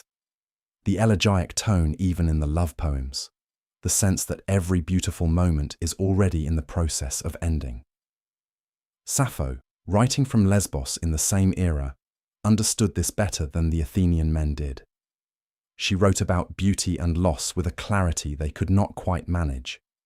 She wrote about watching someone she loved grow older, watching the beauty shift and change, and still loving them, not in spite of the change, because of it.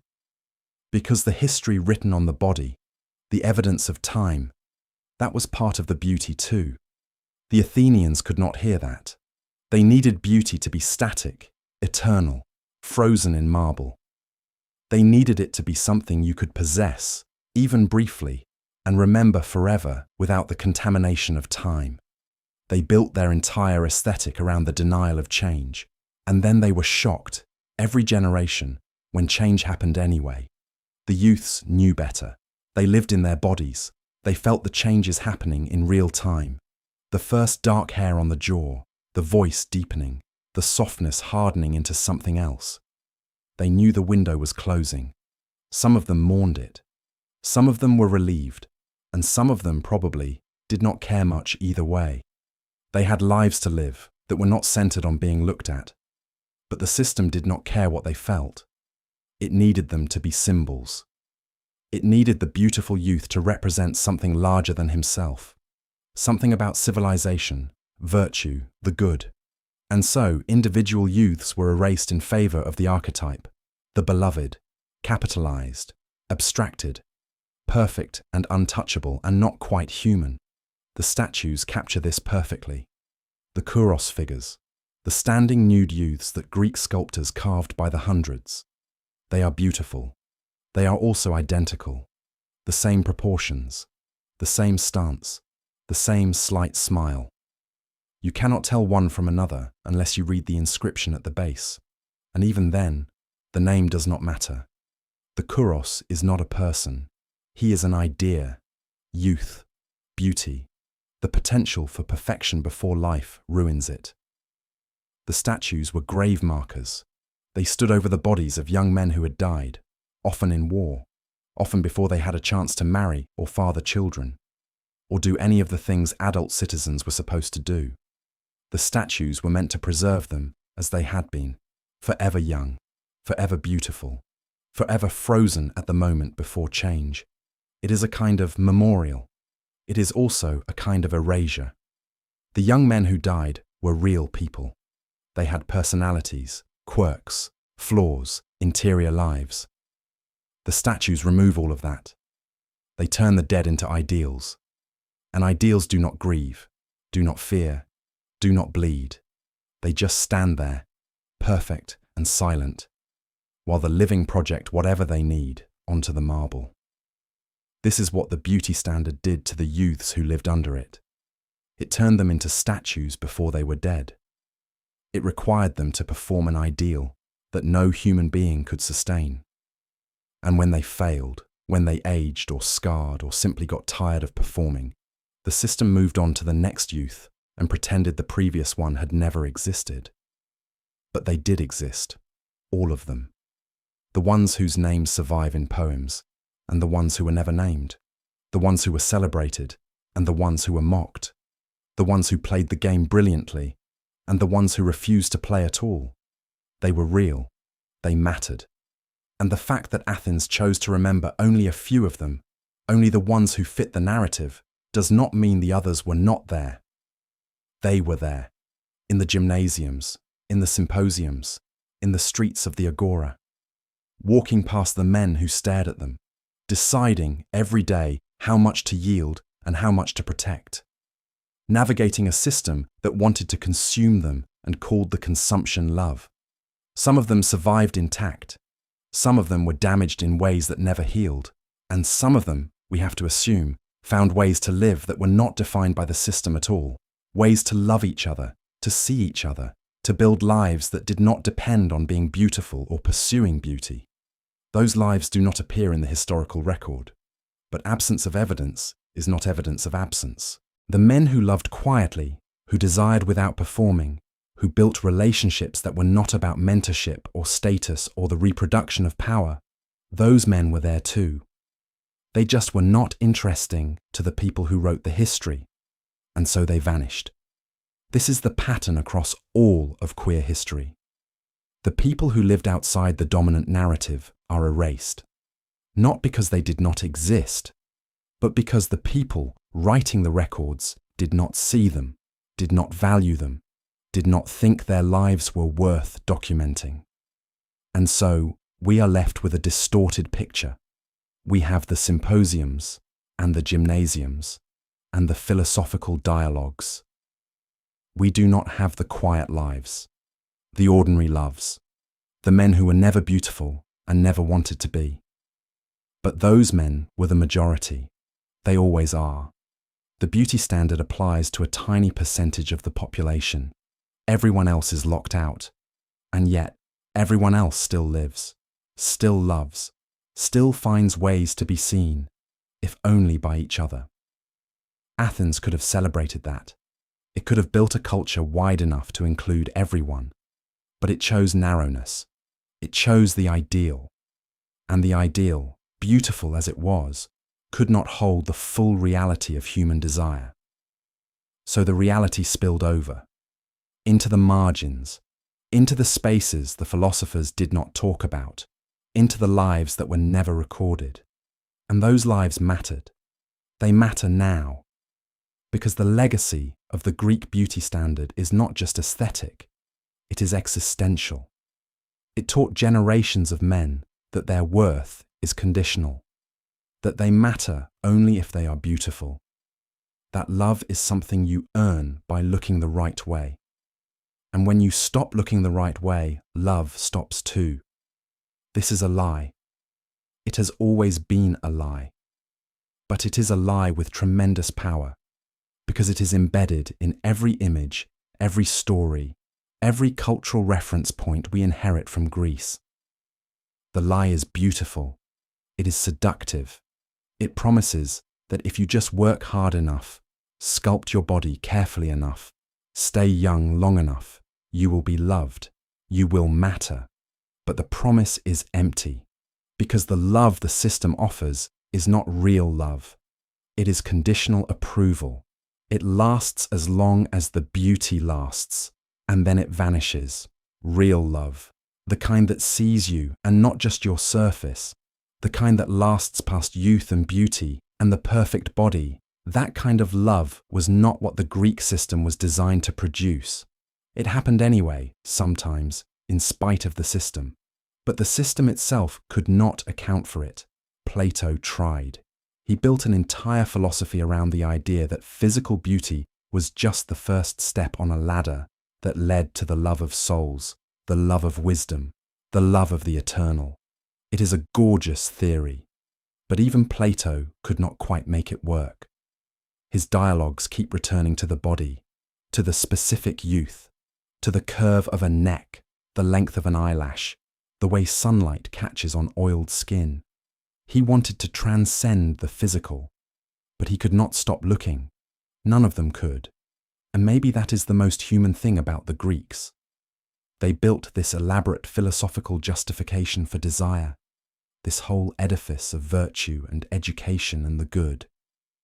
But underneath it all, they just wanted to touch someone beautiful. They wanted to be close to youth, to perfection, to the body before time marked it. They wanted what everyone wants: connection, intimacy, proof that they were not alone. The tragedy is that the system they built made real connection almost impossible, because connection requires vulnerability. It requires seeing and being seen, not as an ideal, but as a person. And the Greek beauty standard did not allow for that. The Erastes saw the eromenos as a project, a student, a beautiful object to be shaped and moulded. The eromenos saw the Erastes as a resource, a stepping stone, sometimes a threat. Both were performing roles, and roles, no matter how well performed, are not the same as reality. But sometimes, in the cracks between the roles, something real happened. Two men, older and younger, who started in the prescribed dynamic and then found their way to something that was not prescribed at all, something mutual, something that lasted, something that looked like love. We have a few letters, a few grave inscriptions, a few references in plays that were meant to be jokes but accidentally captured something tender. These fragments suggest that the system, oppressive as it was, sometimes produced the thing it claimed to be about. Real mentorship, real affection, real bonds that survived past the beauty, past the youth, past the roles they were supposed to play. Those were the exceptions. But exceptions prove that another way was possible, that men could love each other without the hierarchy, without the exploitation, without the narrow beauty standard that crushed everyone who did not fit. Athens chose not to build that other way into the culture, but individuals found it anyway, quietly, privately, in defiance of the system or simply adjacent to it, and that is what we carry forward, not the system, the defiance, the quiet refusal to let beauty be the only thing that matters, the insistence that desire can be wide, that love can include everyone, that the body does not have to be perfect to be worth touching. This is the work we are still doing, unlearning what Athens taught us, building something different, something that does not require youth or smoothness or the hours at the gymnasium, something that sees the grey hair, the belly, the sagging skin, the marks of time, and says, yes, this too is beautiful, not in spite of the age, because of it, because a body that has lived is more interesting than a body that has just been sculpted. The Greeks could not imagine this, or they could imagine it, but they could not build a culture around it. They were too invested in the ideal, too convinced that beauty had to be narrow to be meaningful, too afraid of what it would mean to let go of the standard and just love the person in front of them, whoever they were, however they looked. But we can imagine it. We are imagining it, and slowly the culture is shifting. The apps are still brutal, the magazines are still narrow, but the margins are wider now, the alternatives are more visible. The men who do not fit the Greek ideal are claiming space, building community, insisting that they matter too. This is not inevitable. It is work, hard work, because the default is so strong. The Greek ideal is so deeply embedded that it feels natural, obvious, just the way things are. But it is not natural, it is cultural, and culture can change. Athens gave us a template, but we do not have to keep using it. We can look at the vase paintings and the statues and the dialogues and say this is history, not destiny. We can honor what was beautiful about Greek culture, the openness about male desire, the celebration of the body, the proof that men can love men without shame. And we can also reject what was brutal, the narrow standard, the age obsession, the hierarchy, the way the system used people and then threw them away. We can do both. We can inherit the legacy and also transform it. We can say the Greeks got some things right and some things catastrophically wrong, and we are capable of keeping the good and discarding the bad. This is not erasure, it is growth. Because the men who lived under the Greek beauty standard, the youths who were celebrated, and the ones who were erased, the Erastes who loved well, and the ones who exploited, the men who fit the ideal, and the men who never had a chance, all of them were human. Flawed, complicated, trying to navigate a system they did not build and could not escape. Some of them caused harm. Some of them suffered harm. Most of them did both. They deserve to be remembered as they were, not as symbols, not as ideals, as people. People who lived in a specific time and place, under specific constraints, doing the best they could with the options they had. And some of those options were terrible. But the people themselves were not monsters. They were just people, like us, and we are still people. Still trying to figure out how to love each other without the scripts, without the standards, without the hierarchies that promise clarity but deliver only pain. Still trying to build a culture where everyone can be seen, where beauty is wide enough to include all of us, where aging is not a tragedy but just part of being alive. The Greeks never figured this out. Maybe no culture ever fully figures it out. But the trying matters. The refusal to accept the narrow path matters. The insistence that there has to be another way, even when the default is so strong it feels insurmountable, that matters too. So tonight, as you drift towards sleep, spare a thought for the youths of ancient Athens, the beautiful ones and the ordinary ones, the ones who were celebrated and the ones who were invisible, the ones who played the game and the ones who refused. They walked the same path we walk, trying to be seen, trying to be loved, trying to survive in a world that wanted to use them. Some of them made it, some of them did not, but all of them were there, and all of them mattered, not because they were beautiful, but because they were human, and humanity, messy and flawed and nothing like the marble statues, is the only thing that has ever mattered. The Greek beauty standard gave us a language for desire. It gave us images that have shaped art for millennia. It gave us proof that loving men is ancient, normal, woven into the history of civilization itself. Those are gifts, real gifts. But it also gave us wounds, the sense that beauty is scarce, that youth is the only time we matter, that our bodies are never quite right. Those wounds are ancient too, and they are still bleeding. Healing them requires something Athens never managed. It requires widening the frame, letting go of the ideal, building a culture where the question is not, are you beautiful, but are you here? Are you alive? Are you trying? Are you kind? Are you real? Beauty will always matter. Humans are visual creatures. We respond to symmetry, to proportion, to the sight of a body that moves through space with grace. That is not going away.